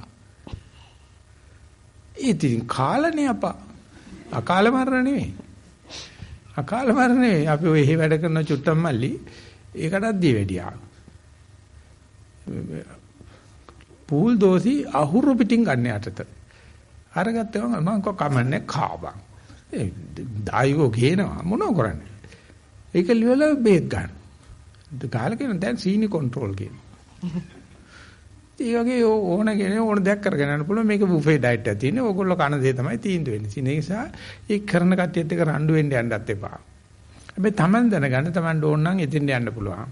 Taman ඕන නම් මෙතෙන් යන්න පුළුවන්. මේ පරාසය දන්න කෙනා එයාට තමයි අපි පොහසතයි කියලා කියන්නේ. මේ එහා කෙලවරම නැත්තම් මේකේ සුද්ධියක් සාපේක්ෂව වැටෙන්නේ. ඒ නිසා පින්නපාතේ වඩින්නම කියනවා සංඝයාට ගම බලන්න. ඒකේ ඉන්නවා බල්ලෝ කැත කරලා තිනවා පිස්සු අලියෝ ඉන්නවා පිස්සු හරක් ඉන්නවා ගෑනු ඇඳගත්තේ නැති කට්ටිය ඉන්නවා ඔක්කොම දකින්න කියලා බුදුහාමුදුරු කියන්නේ නැත්නම් කැලේටලා ඉන්නකොට ඒක තහනම් කරලා තියෙනවා. එහෙම ඉන්න බෑ. දවසේ සැරයක් හරි ගමට ගිහිල්ලා ඒ දකින්න ඕන. ඒ නිසා මේ සාපේක්ෂ වශයෙන් දකින්න ඒ කක්ක ටික තියෙන්න ඕන නැති කරන්න යන්න එපා. තිබ්බට නොතිබුණාසේ තමයි අර මැද හරියට වෙලා ඉන්න එකයි තියෙන්නේ. ගරු ස්වාමින් වහන්සේ ඊයේ සිට සියලුම පරියංකවල පිම්බීම හැකිලිම සියුම්ව අතිසියුම්ව නැති වී ගියේය. ශබ්ද වේදනා සිතුවිලිද අඩුව යන බව තේරේ. ඔබ වහන්සේ ඊයේ කමඨහන් සුද්ධ කරන සැසිවාරයේදී සඳහන් කළ අනිමිත්ත සමාධියත් අනිමිත්ත අපනිහිත ශූන්‍යක යන වචනවල අදහස නැවත පැහැදිලි කර දෙන ලෙස ගෞරවපූර්වකව ඉල්ලා සිටිමි. ඔබ වහන්සේට නිදුක් නිරෝගී චිරජීවනයේ ප්‍රාර්ථනා කරමු. ඔය තියෙන දේවල් වලට ඒවා නිමිති කරන්නේ නැහැ කියලා කියන්නේ. දී තිබුණට නිමිති කරන්නේ නැතුව ඉන්න පුළුවන්. අපිට රාත්‍රී අහස දිහා බලනකොට අපිට නිමිති වෙන්නෙම තරු තමයි. නැත්නම් ආකාශ වස්තු. අපිට කවදාවත් තරු දෙකක් නැති තියෙන හිස්තන කවදාකවත් නිමිති වෙන්නේ නැහැ. මොකද අපේ ඉඳුරන් දන්නේ තියෙන දේවල් අල්ලන්න විතරයි. ඒ නිසා අනිමිත්ත කියලා කියන්නේ ඒ තියෙන ආකාශ වස්තු වෙනකොට හිස්තන නිමිති කරනවා. ඒක වෙනම අභ්‍යාසයක්. අන්ධකාරය දිහා බලනවා. ඒකට සතියක් තියෙනවා. නමුත් මොකේද සතිය තියෙන කියලා බැලුවොත් එimhe කියන්නේ අවකාශේ. නිමිත්තක නෙවෙයි. ඉතින් ඒක අපිට හිතා ගන්න බෑ. නිමිත්තකව සතිය පවත්වන්න බැරි කෙනාට මේ අනිමිත්ත සතියක් කියන එක හිතාන්න බෑ. ඒ වගේ ඉස්සරහට යනකොට මේ තියෙන දේවල් විනිවිදලා බලන්න. තියෙන දේවල් හරහා බලන්න. තියෙන දේවල් විපස්සනා කරලා බලන නිසා ඒ නාඩගම් ඇවිල්ලා මොන උලිහිලි පෑවත් මොන 18 තනි නැටුවත් හරහා බලනකොට ඒ වගේ තියෙන මේ පෙළන ගතිය, තවන ගතිය නැති කරන්න පුළුවන්. ඒක අනිමිත්ත වෙනකොට ඒක ශූන්‍ය භාවයකට යනවා. ඒව පිළිබඳව සැලසුම් හැදිල්ලක් නැහැ. මට ලබන ආත්මෙ විතර වැඩි මේක හම්බෙන්න ඕනේ, ප්‍රොමෝෂන් එකක් හම්බෙන්න ඕනේ, අර කරන්න ඕනේ, මේක කරන්න. කොහේ ගියත් මේ වර්තමාන මොහොතේ ඉන්නේ. ඒ නිසා වර්තමාන මොහොත අරමුණු කරගත්තට පස්සේ අනාගත සැලසුම් වෙනින් අපි මේ පෙට්‍රල් පුච්චන ගතිය නැහැ. ඒ වගේම මේ නිමිති කරන්න පුළුවන් ඉන්නේ ඇති දේවල්. ඇති දේවල් සියල්ලම දුකයි. ඒ නිසා මේ භව රෝගය සද්දනා රූපෙට මත් වී ඇයිද ප්‍රේම කලේ කෝ සැපතා මේ සංසාරේ දුක කෙලවර වේ නිර්වාණී කියලා අපිට තම්බි කියන්නේ. භව රෝගේ සද්දනා රූපෙට මත් වී ඇයිද ප්‍රේම කලේ රූපේ පොඩ්ඩක් නැති තැන බලන්න අවකාශය. එතකොට පේනවා රූප තියෙනකොට සැලසුම්. අවකාශය බලන්න ගියාම කිසිම සැලසුමක් නැහැ. ඒ වගේම ඒක හිස් ශූන්‍යයි. ඉතින් රූප හරහා බලනවා කියන එක විතර. රූප නැති කරනවා කියන එක නෙවෙයි. විදර්ශනා කරනවා කියන්නේ රූප විනිවිද බලනවා. හරහා බලනවා. විපස්සනා බලනවා. ඉතින් එතකොට නිකන් රූපේ පේන්නේ නිකන් ඇහිදල් තියෙන තැනක් වගේ. ඝන බහල පිටියක් විදියට නෙවෙයි තියෙන්නේ. එහෙම බලිල්ලක් තමයි මේ පුරුදු කරගෙන යන්නේ. ගෞරවනීය ස්වාමින් වහන්සේ මම වසර 10ක පමණ කාලයක් භාවනාවේ නිරත වූ කෙනෙක්මි.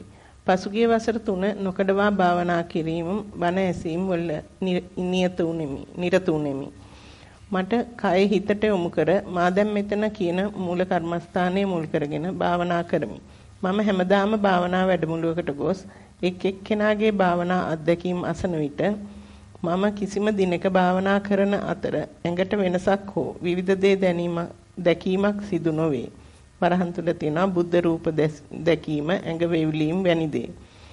මෙය මා භාවනා කරන ක්‍රමයේ වැරැද්දක් දැයි කියා සැක ඇතිවේ. මට සිදුවන එකම දේ සමහර භාවනා පරියංකවලදී සිත බොහෝ සංසුන් වී කිසිම ශබ්දයක් හෝ කිසිම වේදනාවක් නොදැනෙන තත්වයකට පත්වන අතර සිතවිලි ගලා ඒමද බොහෝ දුරට අඩුවේ. මීට අමතරව බොහෝ අවස්ථාවල මූණ පුරා දහඩිය බිඳු ගලා එන ලෙස දැනේ. අතගා බැලුව විට දාඩිය නොමැත. අත් දෙක උඩ සිට ඇඟිලි දක්වාම දැඩි සීතල ගතියකටපත් වේ. එදා ජීවිතයේ දුක් කරදර වලට මුහුණ දෙන ආකාරය වෙනස් වී ඇත. ඕනෑම කරදරයක් ඇක්සෙප්ට් කිරීමට ධෛර්යයක් ලැබී ඇත. අධික විනෝදකාමී දේවල් වලින් ඈත් වී සිටීමට සිටේ. මගේ ප්‍රශ්නය භාවනා කිරීමේදී කිසිම දෙයක් නොදැකීම හෝ නොදැනීම භාවනා කරන ක්‍රමේ අඩුවක්ද කියන එකයි. තෙරුවන් සරණයි. ඇත්තට මේ කාට හරි ඕනකට වැඩි සැලෙන්න ගත්තොත්, නගලන්න ගත්තොත් එයා හිතන එක භාවනාවේ වැරද්දක් කියලා. සැලෙන්නේ නැහනේ ඒක හිතනොත් භාවනාව වැරද්දක් කියලා. මොනවා වුණත් හිත සැක කරනවා. ඒක පුදුමාකාර දෙයක්. අපි කොහොම හරි කිව්වොත් එහෙම මේ දඟලන කෙනෙකුට ওই භාවනාව වැරදිලා තියෙන්නේ. ඕක නතර කරලා භාවනාව හරි ගැසලා හෙල්ලෙන්නේ නැත්නම් ආවොත් ඒත් කියන්න පුළුවන් දැන් නම් වැරදිලා වගේ කියලා. මොනවා කරොත් හරියන්නේ. මම ඒ දවසක් ඔය ඇලන් මැතින් රාමේ ඉන්න බණ ධර්ම සාකච්ඡාවක් කරනකොට මේ තීන තරම් රූප කෙලෙස් නිසා රූප නැවිච්චාම රූප ගෙවිච්චාම අවකාශයට ගියාම හොඳ දෙයක්. මේ එතකොට රූපේ දකින්නකොට තාම මග ඉන්නේ ගෙවිච්චාම පාර ඉවරයි. ඒති නමුත් ඒකත් නෙවෙයි නිවන කියන්නේ. ඒකත් මේ නිවනදී අතරමැදි අවස්ථාවක් විතරයි කියනකොට ඉස්සරහින් ඒ භාවනා කරපේකෝ ඇයි ශාන්සේක නිවන නෙවෙයි කියන්නේ ඒක තමයි. ඒක ගෙවිලා ගියාට පස්සේ ඒක අනිවාර්යයෙන්ම හොඳයි නේ. ඇයි ඒක මේ ඉදිරියට ගෙලීම අගේ කරන්න බැරි කියලා. ඒත් මං කිව්වා ඒකට ඒක බලාපොරොත්තු කියලා ඒක ලැබුණ නැත්නම් ඊට පස්සේ ඒකත් දුකක් වෙනවනේ. ඒක නම් එහෙම තමයි. ඒක තමයි හරිද කියලා බලාගෙන ගියට පස්සේ කාපුන් නැත්නම් ඒත් දුකයි. ඒ වගේ මේ භාවනා ජීවිතේ මොනවා හම්බුණත් Tamanට හම්බ වෙච්ච දේ බාලයක කියලා හිතෙනවා. ඒක තමයි මේ ලෝකේ හැටි. ඒතියෙදි භාවනා කරන මනුස්සයට වඳින්න වටිනවනේ. අවුරුදු 10ක් භාවනා කරපු එක්කනේ මේ කතා කරන්නේ. ඒ නිසා වෙන ඔය කියන බයිලා මොනවක් එක්කවත් නෙවෙයි අපිට කියන්න තියෙන්නේ මේ ඔක්කොම තියේදී සටන පාවා දෙන්නේ නැහැ. ගත්ත කොඩිය ගියා ඉදිරියට. ඉතින් ඔය නිව්සීලන්ත වලදී ඔය වගේ ප්‍රශ්නයක් අහලා මේ අනික් අයට මේ මට ඉස්සර ආලෝකෙ පෙන්නුණා. දැන් ආලෝකෙ පේන්නේ නැහැ. ඒ දවස්වල මම උනන්දුකේ භාවනා කරා. දැන් ආලෝකෙ පේන්නේ නැහැ. මොකද කරන්න කියලා. ඉතින් කවුරු මම හිතලා නැහැ. ඉතින් අනික් කට්ටිය කියලා තියෙනවා. ඒක යනකොට ආපහු එයි කියලා. ළඟ ඉන්න කෙනෙක් ඊට පස්සේ කිව්වලු ඒක නෙවෙයි ලයිට් පිළ ගෙවලා නැති බලන්න කිව්වා. ඒ වෙලාව දැන් මේක අලි බලාපොරොත්තු වෙන ප්‍රශ්න දැන් උත්තර දීපේ එක්කනට අප්සෙට් මට ලියලවල තිබුණා. දැන් අවුරුදු 4ක් විතර ඇති. ඊට පස්සේ කල්පනා වුණේ මේකේ තියෙන මේ ඉන්සයිට් එක. ලයිට් බලන්න ඕනේ නම් භාවනා කරනකොට ලයිට් එක දාලා භාවනා කරන්න ඉවරයි. ඉතින් අපි මනිනවා මේ මග තියෙන පහු කරන හැම දෙයකම නතර වෙලා ඒවා ජජ්මන්ට් කරන්න හදනවා. ඒක මේක වුණා නම් හොඳයි මේක උනේ නරකයි නැත්තම් මගේ භාවනාව වැරදිලයි කියලා. ඔය සාමාන්‍ය ජඩකම් කුපාඩිකම් කරනකොට මැනිල්ලක් කිරිල්ලක් නැහැ ටොං ගණන් කරනවා. හරි වැඩේ යනවනේ. හැමදාම සැකයි. ඒක නිසා ඒතියෙද්දි මෙවැනි හොල්මන් ලෝකෙක එහෙම නැත්නම් මෙවැනි හෙලෙත්තාඩු ලෝකෙක මේ භාවනා කෙරුවයි කියන එක විතරමයි ගණන් ගන්න තියෙන්නේ. භාවනා කරලා ප්‍රගතිය බලාපොරොත්තු වුණා. ඒකවත් මොකද්ද ලැබුණේ? සමථයද විපස්සනාද මොනම දෙයක්වත් නැහැ. සතියට තේරෙන්න පටන් ගන්නවා අපේ හිත මොනවා හරි අදයක් හොයන. මොනවා හරි කුණක් හොයන. ඒක විතරමයි පේන්නේ. වෙනෙව පේන්නේ. ඒ නිසා මේ පැත්ත පැත්තක දාලාගෙන අනේ මම මේ අවුරුදු 10ක් මේ නිකන් ඉන්න හැටි පුරුදු වෙලා තියෙනවා. තව ඉදිරියටත් ඔය දෙක කරගෙන යන්න. ඉතින් මේකේ මොනවාක්වත් උනේ නැතුණාට කියනවා මූණට දාඩි දානවා දැනෙනවලු. කකුල සීතල අත සීතල වෙනවත් දැනෙනවා. ඒ ටික මදි වගේ මට පේන්නේ. ඒක තව ටිකක් වැඩිපුර ගිහිල්ලා අංශභාගයට වගේ ආවනම් ඔන්න එහෙනම් කියාවි. අර නම ලියලා නැහැ නේද කොලේ? ඒක ලොකු දෙයක්. අම්මා ඒක තියාගෙන ඉන්න ඕන අපි ඉදිරියටත් මේ කවුරු ගැනද කතා කරන්න කියන්නේ නැතුව අපිට මේ තොරතුරු විශ්වාසයෙන් දෙන එක පොඩි සෙල්ලමක් නෙවෙයි. අපි යනවා ඊගා ප්‍රශ්නෙට. ගරු ස්වාමීන් වහන්සේ පරයන්ක භාවනාවේදී මම හුස්ම රැල්ල නිරීක්ෂණය කරන්නෙකි. පසුගිය දවස් 4ෙම උදේ පළමු භාවනාවේදී පමණක් ආලෝක සහ වෙනත් රූප සංඥා නිරීක්ෂණය කෙලිමි. දැන් hina යනවා ඉතින් එනකොට කවුද ලයිට් දාන්නේ උදේ? ඩිස්ටර්බ් කරුවට සමා වෙන්න ඕනේ. අනෙක් හැම වෙලාවකදීම කකුලේ සහ කොන්දේ තද ලෙස වේදනා දැනුණු නිසා හුස්ම රැල්ල සිහින් කර ගැනීමට නොහැකි විනි. වේදනාව දැනුණු නිසා හැම වෙලේම සතියෙන් සිටින බව තේරුම් ගතිමි. අද උදේ පරයන්ක භාවනාව 3ෙදීම විනාඩි 10ක් 15ක් අතර හුස්ම රැල්ල සිහින්ව නිරීක්ෂණය කිරීමට හැකි විය. ඉන්පසු සමහර විට ආලෝකයත් සමහර විට මද ආලෝකයත් අඳුර බවත් නිරීක්ෂණය කරමි. මේ සෑම අවස්ථාවෙම රැහැයන් කෑ ගහනවා නිරීක්ෂණය කරමි. අන්තිම විනාඩි 10-15 දනිස්සේ වේදනාව වැඩි වීමට පටන් ගත්තේය. රැහැයන්ගේ හඬ සහ මද ආලෝකය අතර මෙය නිරීක්ෂණය කළෙමි. වේදනාව මෙය මගේ නෙමෙයි කියා මෙනෙහි කරමි. එය සමහර විට නැති වී ආයෙත් අදින් දැනුනි. මෙසේ බලා සිටන විට කකුලේ පොඩි කෑලි ඉවතට ඇදී යන බවක් නිරීක්ෂණය කෙරෙමි. එක් වේදනාවක් නම් මාරුවෙන් මාරුවට තදින්ම දැනුනි. මෙච්චර වේදනා නම් දැනිලා සහ ඉවසලා නැති තරම්ය. මෙය මාගේ මුල් භාවනා වැඩසටහනයි. වේදනාව ගැන මෙනෙහි කිරීමට මාගේ අවබෝධය මදියයි සිතමි. එය නිවැරදිව කරන ආකාරය කාරුණිකව පැහැදිලි කර දෙනු මැනවි. ඔබ වහන්සේට තෙරුවන් සරණයි. ඔය වේදනාව බලනකොට වෙනදා භාවනා අතහැරලා නැගිටලා යන තරම් තියෙන වේදනාවක් අද ඉඳගෙන ඉන්න පුළුවන් වුණා නම් අද මම ඒචේදී සතිය පවත්වන්න පුළුවන් වුණා නම් කියලා විදිහට එන්නේ වේදනාවත් එක්ක ගත කරන කාලය උද්වේග කර වේදනාවේදී ගත වෙන කාලය වැඩි වෙනවා නම් කලබල වෙන්න ඕක දිගට පවත්වන එකයි තියෙන්නේ. එන්නේ තමන් අර දරා සිටීමේ ශක්තිය එන්නේ වැඩි වෙනවා. ඒ දරාශීල ශක්තිය වැඩි වෙන්න මේ ඔරොත්තු දීමේ ශක්තියක් ඇඟට එන්න පටන් අර ගන්නවා. ඒක සාමාන්‍යයෙන් ਸਰවඥාන්සේ සඳහන් කරනවා කෙනෙකුට තේරෙන්නේ නැතුළු ඒක වර්ධනය. වේදනාව වෙන බව විතරයි තේරෙන්නේ. හැමදාම වේදනාවක් කරනවා. නමුත් අර වේදනාව දරානින වේදනාව මට්ටම එන්නේ වැඩි වෙන්න පටන් ගන්නවා. ඒක අනිවාර්යයෙන්ම සිද්ධ වෙනවා.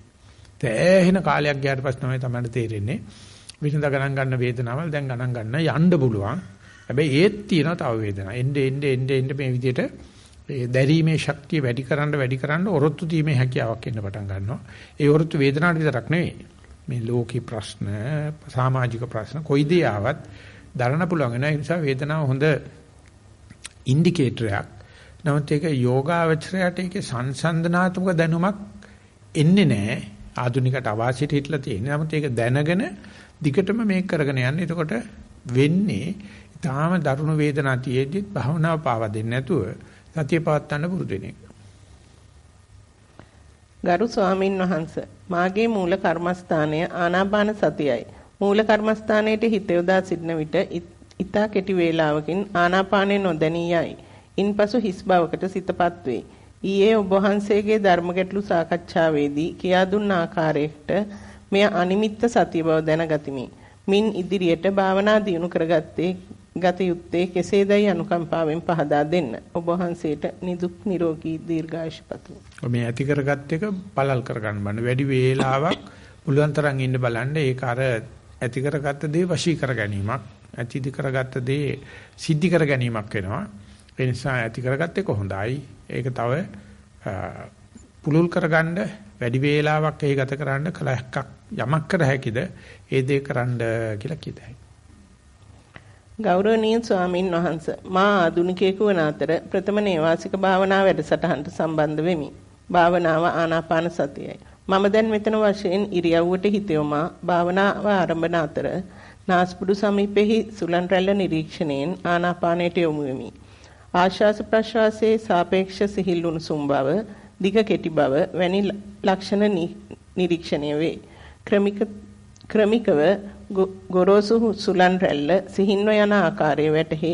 සමහර විටකදී සුලන් රැල්ල ගෙවි යන අතරතුර සහ සමහර විටදී සුලන් රැල්ල ගෙවි ගිය පසු දනිහිස් කෙන්ඩා වැනි ස්ථානවල වේදනා මතුවනු පෙනේ. ක්‍රමිකව වේදනාව තීව්‍ර වන අතර ප්‍රකට වන ස්ථාන පමණක් වැඩි වීමෙන් දිගු වේලාවක් වේදනාව නිරීක්ෂණය කිරීමට අපහසු වීමෙන් ඉරියව්ව වෙනස් කරයි.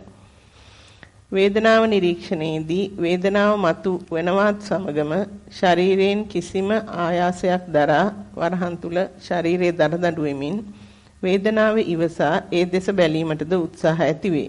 සාමාන්‍යයෙන් පරයන්කේ විනාඩි 15ක් 20ක් අතර කාලයේදී වේදනාව මතුවන බැවින් දැන් අපේක්ෂා කිරීමට හිත පෙළඹී ඇත.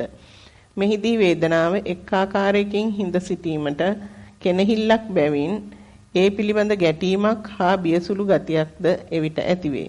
වේදනාව සතිය පිහිටන බවට ලකුණක් බව අවබෝධ කර ගතිමි. මෙහිදී වේදනාවට මුහුණ දෙන ආකාරය සහ එය ගෙවෙන තෙක් බලා සිටීමට හැකියාව වර්ධනය කර ගැනීමට ආධුනික මා ඔබ වහන්සේගෙන් ඕවදනක් කාරුණිකව අපේක්ෂා කරමි. ත්වන් සරණයි. මේක හරි ඉස්සර තියෙන ප්‍රශ්නෙම තාම සැකමුසු වගේ ලියලා තියෙන්නේ. වේදනාව තියෙනකොට සතිය තියෙන බව දන්නවා. ඒ වුණාට මේ ඉස්සලා කියපේක මම නැවත මතක් කරන්නේ මේකට නැවත මුහුණ දෙනවා කියන්නේ අපි වෙනදා අතාරින ಜಾති වේදනාවක් ආවත් අද ඉදිරියට යනවායි කියන එක. ඒක නිසා මේකෙදී බලන්න වේදනාවට ඇවිල්ලා දැන් මම වේදනාව තමයි මට කරදර කරන්න කියලා දැනෙන ගමන් ඒ වේදනාව තියෙද්දි මම හුස්ම ගන්නවද කියන එක. එහෙම නැත්නම් වේදනාව නිසා හුස්ම ගන්න නතර වෙලාද කියලා. සාමාන්‍යයෙන් හුස්ම ගන්න නතර වෙන්නේ නැහැ. අර වේදනාවට හිත බැඳිලා ඒකත් එක්ක ගැටෙනකොට ඒ වෙලාවේ හුස්ම ගන්න බවක් එහෙම නැත්නම් අපි කියමු ඉඳගෙන ඉන්න බවක් දකින්න හිත යන්නේ. ඒ නිසා අපිට කරන්න තියෙන වේදනාව ඉන්න ගමන් වේදනාව ටිකක් ඇවිල්ලා දිගට yaadෙන වෙලාවක එක හුස්මකට හිත දාලා බලන්න. එහෙම නැත්නම් එක ඉඳගෙන ඉන්න බවට හිත දාන්න. දාලා බලනකොට පේනවා මේ වේදනාව තියෙද්දි මේ වේදනාව මෙහෙන් කිටි කිටි ගාලා දෙද්දිම හුස්මක් බලන්න පුළුවන්. වාඩි වෙලා ඉන්න බව බලන්න පුළුවන්. අන්නේ විදිහට අර වේදනාව ගැම්ම කඩන්න පුළුවන්. අතරම මැදදී මධ්‍යස්ථ ප්‍රත්‍යක්ෂණය කළ හැකි අරමුණට හිත දාන එක. දකුණු කකුලේ වේදනාව එනවනම් ඒ වෙලාවේ බලන්න වම් කකුල දිහා. වම් කකුල නිවන් දැකලා. hina වෙනවා. අරුවට කෙලවෙලා මම ජොලියේ කියලා. බලන්න තියෙන්නේ මෙයාට ඒ දඟලන වෙලාවේදී බලන්න මේ පැත්ත පුදුමාකාර මේ උපහාසාත්මකව බලනවා දකුණු කකුල දිහා. ඒ සති ක්‍රීඩාවල් වලට පොඩි උන්ට අපි කියලා දෙනවා. ඉඳගෙන ඉන්නකොට පොඩි උන්ට දඟලනවා ඊට පස්සේ කියනවා කොහෙද වේදනාව තියෙන්නේ. තියෙන තැන හරියට කියනවා. ඊට පස්සේ කියනවා දකුණු කකුල. ආයෙන වම් කකුල බලන්න. ඒ වම් කකුල බලනකොට අරගේ අවධානය කැල්ලා ආතර යනකොට දකුණු කකුලේ සමානලාට වේදනාව ටිකක් ඔද්දල් වෙලා. ඉතින් ඊට පස්සේ ළමයා ඇවිල්ලා කියනවා මට කකුල් දෙකේ වේදනාවක් තියෙනවා. දැන් මොකද කරන්නේ? මම කව වැල මිටි දෙක බලන්න. හතරක් තියෙනවනේ අඬු. එහෙම කරලා මොනවාරි අර හෙලෙත් ආඩුවක් කෙරුවට පස්සේ අර වේදනාව කිටි කිටි කාලා අල්ලගෙන ඉන්න ගතිය පොඩක් රැල් බුරුල් කරලා අතාරිනවා. එහෙම මේක කරනකොට පේන්න පටන් ගන්නවා. ඒ වෙන්නේ වේදනාවක් තියෙද්දිත් අපේ අවධාන ශක්තිය තියෙන ඕනේ නම් වෙන තැනකට ආස්වාද ප්‍රසආසයට ඉඳගෙන ඉන්න ඉරියව්වට වගේ එකට දාන්න. එතකොට අපිට පුළුවන් වේදනාවත් එක්ක සෙල්ලම් කරන්න. වේදනාවටම මේ ඉන්ටර්ප්‍රිට් කරන්න දෙන්නේ නැතුව වේදනාව අතරින් බැලීමේ ක්‍රියාව තමයි මේකට දෙන්න තියෙන උපදේශය. ගරු ස්වාමීන් වහන්ස මම සහභාගී වෙන 4 වෙනි වැඩසටහනයි. මම මේ අවුරුද්ද මුල පටන් සෑම දිනකම වාගේ අඩුම වශයෙන් පාන්දර පැයක පරියන්කයක් හෝ සක්මන් භාවනාවක් පුරුදු කළෙමි. මීට අමතරව හැකියපමණ සතියෙන් ගත කරමි. මා දැනට භාවනාවේ වාර්තාවක් ගරු ස්වාමීන් වහන්සේට ප්‍රකාශ කොට වැරදි ඇතොත් නිවැරදි කොට තව ඉදිරියට යෑම සඳහා උපදෙස් ලබා ගැනීමට බලාපොරොත්තු වෙන්නෙමි. පරියන්ක භාවනාව අන්තිම මාස 2 පමණ තුල ආශ්වාසය හා ප්‍රශ්වාසයේ නාසිකාග්‍රේ හෝ උඩුතලාවට ප්‍රදේශයකින් වැඩි යන ඊතා සියුම් කම්පන ධාරාවක්සේ දැනේ. මෙය ඊතා වේගවත් බැවින් ආශ්වාසයේ ප්‍රශ්වාසයෙන් වෙන්කර දැකිය නොහැකි වන අතර මීට පෙර ආශ්වාසයේ ප්‍රශ්වාසයේ පෞද්ගලික ලක්ෂණ හෝ මේ දෙක අතර හිඩැසද දැකගත නොහැකිය. මෙවැනි කම්පන තරංග කීපයකට පසු ඊතා කෙටි කාලයකින් ශූන්‍ය හිස් තැනකට යන්නක් මෙන් දැනේ. ඉන්පසුව නින්දට වැටුණා වගේ බොහෝ වේලාවක් සිටිය හැකිය. වරහන් තුල තියෙනවා පැයක්ද සමහර දිනවල පැයකමාරක් පමණ. මුලින් මෙය දිහා ඔහේ බලාගෙන සිටීමත් හුස්ම රැල්ල නොදැනීමත් ප්‍රශ්නයක් විය. එහෙත් ස්වාමින් වහන්සේගේ ධර්මය ඇසීමෙන් පසු මේ විවේකය, හුදකලාව, විශ්‍රාමය, නීරසකම, කම්මැලිකම භාවනාවේ දියුණුවක් හැටියට ගන්නත් තව චිත්තක්ෂණයක් බලා ඉන්නත් කියා තමාටම කියාගෙන නැගිටලා යන්න හිතුණද කාගෙනම සිටියෙමි. මේ වෙනකොට අවට ශබ්ද, වේදනා, ලයිට්, දහඩිය දැමීම, කම්පන වලින් ඇතිවන බාධා අඩු වී ගොස් තිබිනි. විටක මේවා වරින් වර මතුවද එය සතියට බාධා වූයේ නැත. මේ වෙලේ ප්‍රශ්නයක් වී තිබුණේ වරින් වර එන නොඑක් සිතුවිලිය. හිස් බවෙන් එළියට ආවාට පසු මොනවද ආපු සිතුවිලි කියා බැලුවාට මතකයක් නැත. හීනයක් දැක නින්දෙන්න හැරුණා වගේ. එහෙත් බොහෝ විට කාම රාග සිතුවිලි බව කිව හැකිය. ඊයේ භාවනා කරද්දී පරයන්ක භාවනාවට ඉඳගත් පසු ඉරියව්ව මෙනෙහි කිරීමෙන් පසු හුස්ම රැල්ල දිහා බැලුවද එය නොදැනී එකපාරටම හිස් අවකාශයට ගියේය. එමෙන්ම සිතුවිලිද බොහෝ අඩු වී ඊටමත් හොඳින් භාවනා කෙරුණි. නින්ද ගියාක් මෙන් දැනුණද හැම මොහොතක්ම සතියෙන් තිබුණි.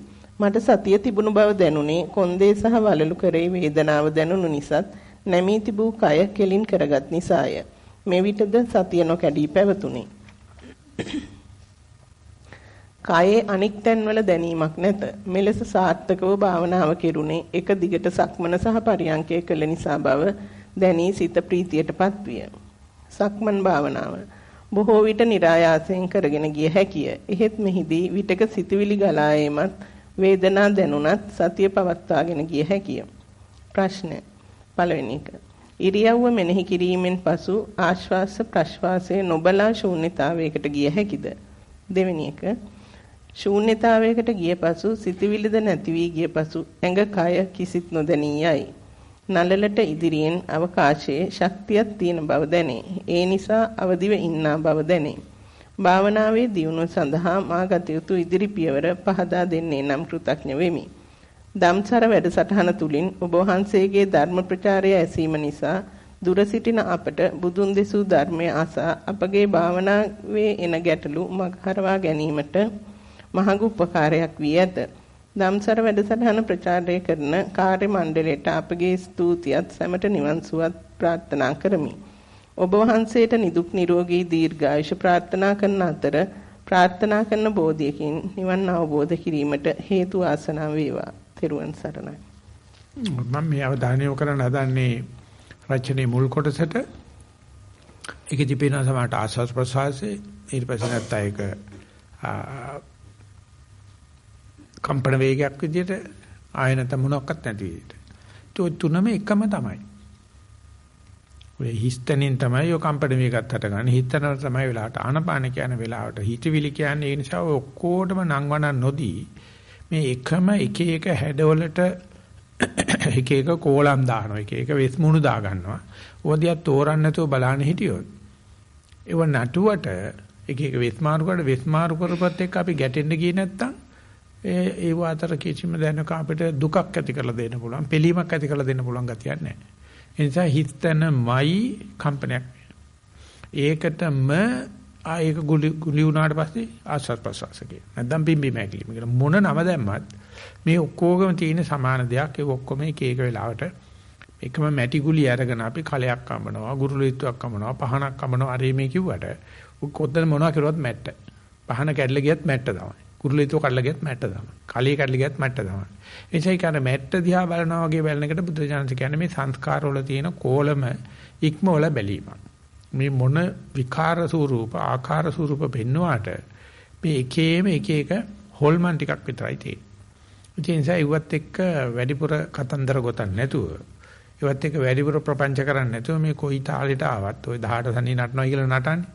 ඒකාම තමයි බෙස්මුණු 18ම අඳින්නේ. දෙන්නෙකුට යක්ෂය දෙන්නෙකුට වේදිකාවට එන්න බෑ. මොකද එක මිනිහමනේ අඳින්නේ. ඉතින් නිසා අර කයින්කොට මේක නැහැ. මේ කයින්කොට ඒක නැහැ. ඉතින් නිසා පොඩ්ඩක් නටන්න අරින්නකො 18 දන්නේම.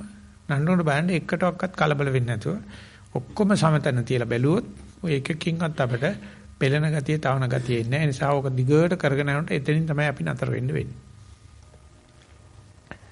ගරු ස්වාමින් වහන්සේ මේ මාගේ දෙවන කමඨහන් වාර්තාවයි. පළමු වාර්තාව සඳහා ආනාපානයේ ගෙවි ගිය පසු අත්දකින්න ඇඟ දියව යාම වැලි මාලිගාවක්ව කුඩුවෙන්නක් මෙන් හිස පහතට කඩා වැටීම ආදී ජවනිකා අවසන් වන තෙක් බලා සිටින ලෙස උපදෙස් ලැබිනි. ආනාපානයේ ගෙවි ගිය පසු එළඹෙන ඔබ වහන්සේගේ ගොජය යයි සමහර අවස්ථාවල මගේ නෙවෙයි මට හේතු කරා. සමහර අවස්ථාවල විස්තර කරන පැටලිලි සහගත ස්වභාවයේ යම් ලිහිල් බවක් දැන් අත්දකිමි. හිස කඩා වැටීම නැවත නැවත සිදුවේ. එම කඩා වැටීම මුල සිට අග දක්වාම මට දැනේ. යම් ආයාසයක් යෙදුවත් එය නැවැත්විය හැකිය. හිස පහතට කඩා වැටි නැවතුණු පසු නැවත හිස කෙලින් කර ගතිමි. මෙය නැවත නැවත කීප වාරයක් සිදුවේ. පෙරදී අද්දුටු ඇඟ දියව යන තත්ත්වය නැවතත් අත් නොදැක්කෙමි. නමුත් කයේ නොයෙකුත් පෙරලීම් මේ අතට අදින ස්වභාවයක් අත්දකිමි. විශේෂයෙන් බෙල්ලෙන් ඉහළ කොටස ට්විස්ට් වෙන ගතියක් ඇත. අද උදේ පැය එකමාරේ පරයන්කේදී අවසාන මිනිත්තු 15 දී පමණ සිත ඊතා නියුණු ශාන්ත භාවයකට පත්විය. මීට පෙර අධ්‍යක් තිබූ ආනාපානයේ ගෙවි ගිය පසු ඇතිවන නිශ්චලතාවයට වඩා තරමක් දියුණු ස්වභාවයක් ඇතයි හැඟේ. එය විනාඩි 10ක් පමණ කාලයක් පැවතුණි. කායේ වේදනාවක් දිගටම දැනුණත් දරාගත නොහැකි තරම් වේදනාවක් නැත. භාවනාව හොඳින් වැඩෙන බවට විශ්වාසයක් ඇත. සුදුසු උපදේශක් ඇතොත් ලබා දෙනු මැනවි. තෙරුවන් සරණයි. මට මුලින් එකේ මතක් කරා වගේ කම්පන හිත ගැතුවත් චංචල හිත ගැතුවත් ওই දෙකම එකේම කැළඹිලි අවස්ථාව සහ නිශ්චල අවස්ථාවක්. විචාරක හොඳයි මේක නරකයි කියන්නේ නැතුව දෙක දිහාම බලන්න ඉස්සලා අපි මැද කොටස දැකලා තියෙනවා. දැක්කට පස්සේ ටිකක් කලබල වෙනවා කියලා ප්‍රශ්නයක් නැහැ. කලබල වුණොත් විතරයි චංචල වුණොත් විතරයි නිශ්චල හිතක වටිනාකමක් එන්නේ. නිශ්චල වුණොත් විතරයි චංචල හිත වෙනස් වෙන්නේ. ඒ නිසා මේවා හිත චංචල වුණා, කය විසිරී ගියා, ඔළුව නැතුව ගියා, වැලි මාලිගාව කඩලා ගියා කියලා කිව්වහම ඔක්කොම එකේම විවිධ පැතිකඩවල් අනේ ඔක්කොටම නටන්න පුළුවන් හැටි නටන්න දීලා. ඒකෙන් තමන් අඳින්න නැතුව නටන්න නැතුව නිශ්චය කරන්න නැතුව ඉන්න පටන් ගත්තාම ওই නාටකෙ හේම නතර වෙනවා. සිද්ධාර්ථ කුමාරයාට අර ගිහිගේ අතාරින්න ඉස්සලා දවසේ නාටිකාංගනාව නටනවා බලනකොට පිටිය පැත්තට හරනකොට පස්සේ ඒ නාටිකාංගනාව එහෙම එතන වැටලා කියලා හලාගෙන කක්ක පැත්තේ එළිය දාගෙන නිින්ද ගියා. ඊට පස්සේ බැලුවට පස්සේ ඕන්න දැන් තමයි නාටකම හරියට පේන්නේ. ඒකට උඩින් තමයි ගිහිගේ අතැල්ලා ගියේ. ඉතින් නටන්නදලා පොඩ්ඩක් දැක්කට මතක නොදැක්කා වගේ ඉන්නවා කියන එකේ තියෙන පොඩ්ඩක් ටෙක්නිකල් වටිනාකම තේරුම් අරගන්න. ඒගොල්ලෝ අංග සම්පූර්ණ රූරතේ අදිනාලේසේ ලෙලදිති විදුලිය පබා නටනවා. අපි නිකන් බලා ඉන්නවා බකන් නිලා ඉන්නවා වගේ. නිකන් බලනවා තමයි. බකන් නිලා වගේ ඉන්නකොට අර ලෙලදිලි මොකොත් නැහැ. ඒ ලෙල දෙන ගතිය නැතුව යනවා.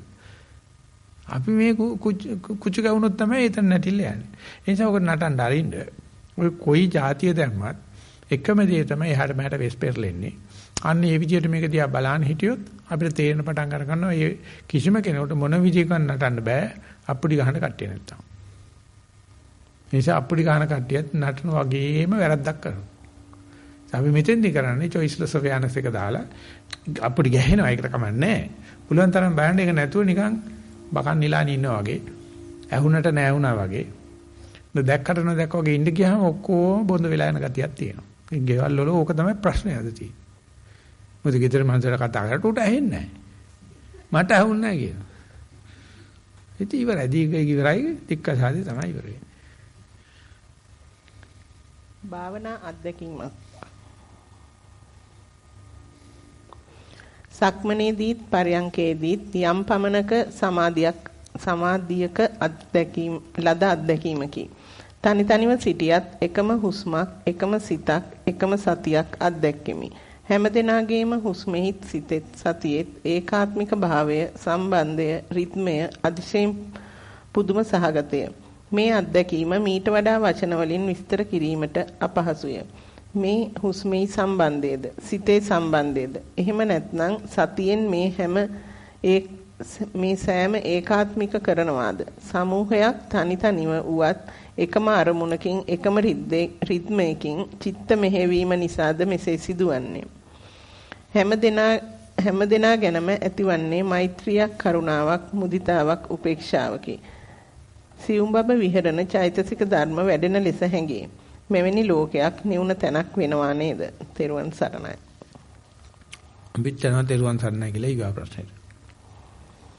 ගෞරවනීය ස්වාමින් වහන්සේ මාගේ මූලික අරමුණ ආනාපානය වන අතර මෙම වාර්තාව ඊයේ සහ අද දිනේ පරයන්ක 3-4ක එක දිගට සිදු වූ අත්දැකීමක් සම්බන්ධයෙනි. එක පරයන්කයක් කිව්වොත් ගන්නවා සාකච්ඡාවට. නැත්නම් දිගට පරයන්ක රාශියක් කියන්න ගත්තොත් දැන් ඉතින් බැටරි බහගෙන යන වෙලාව තියෙනවා.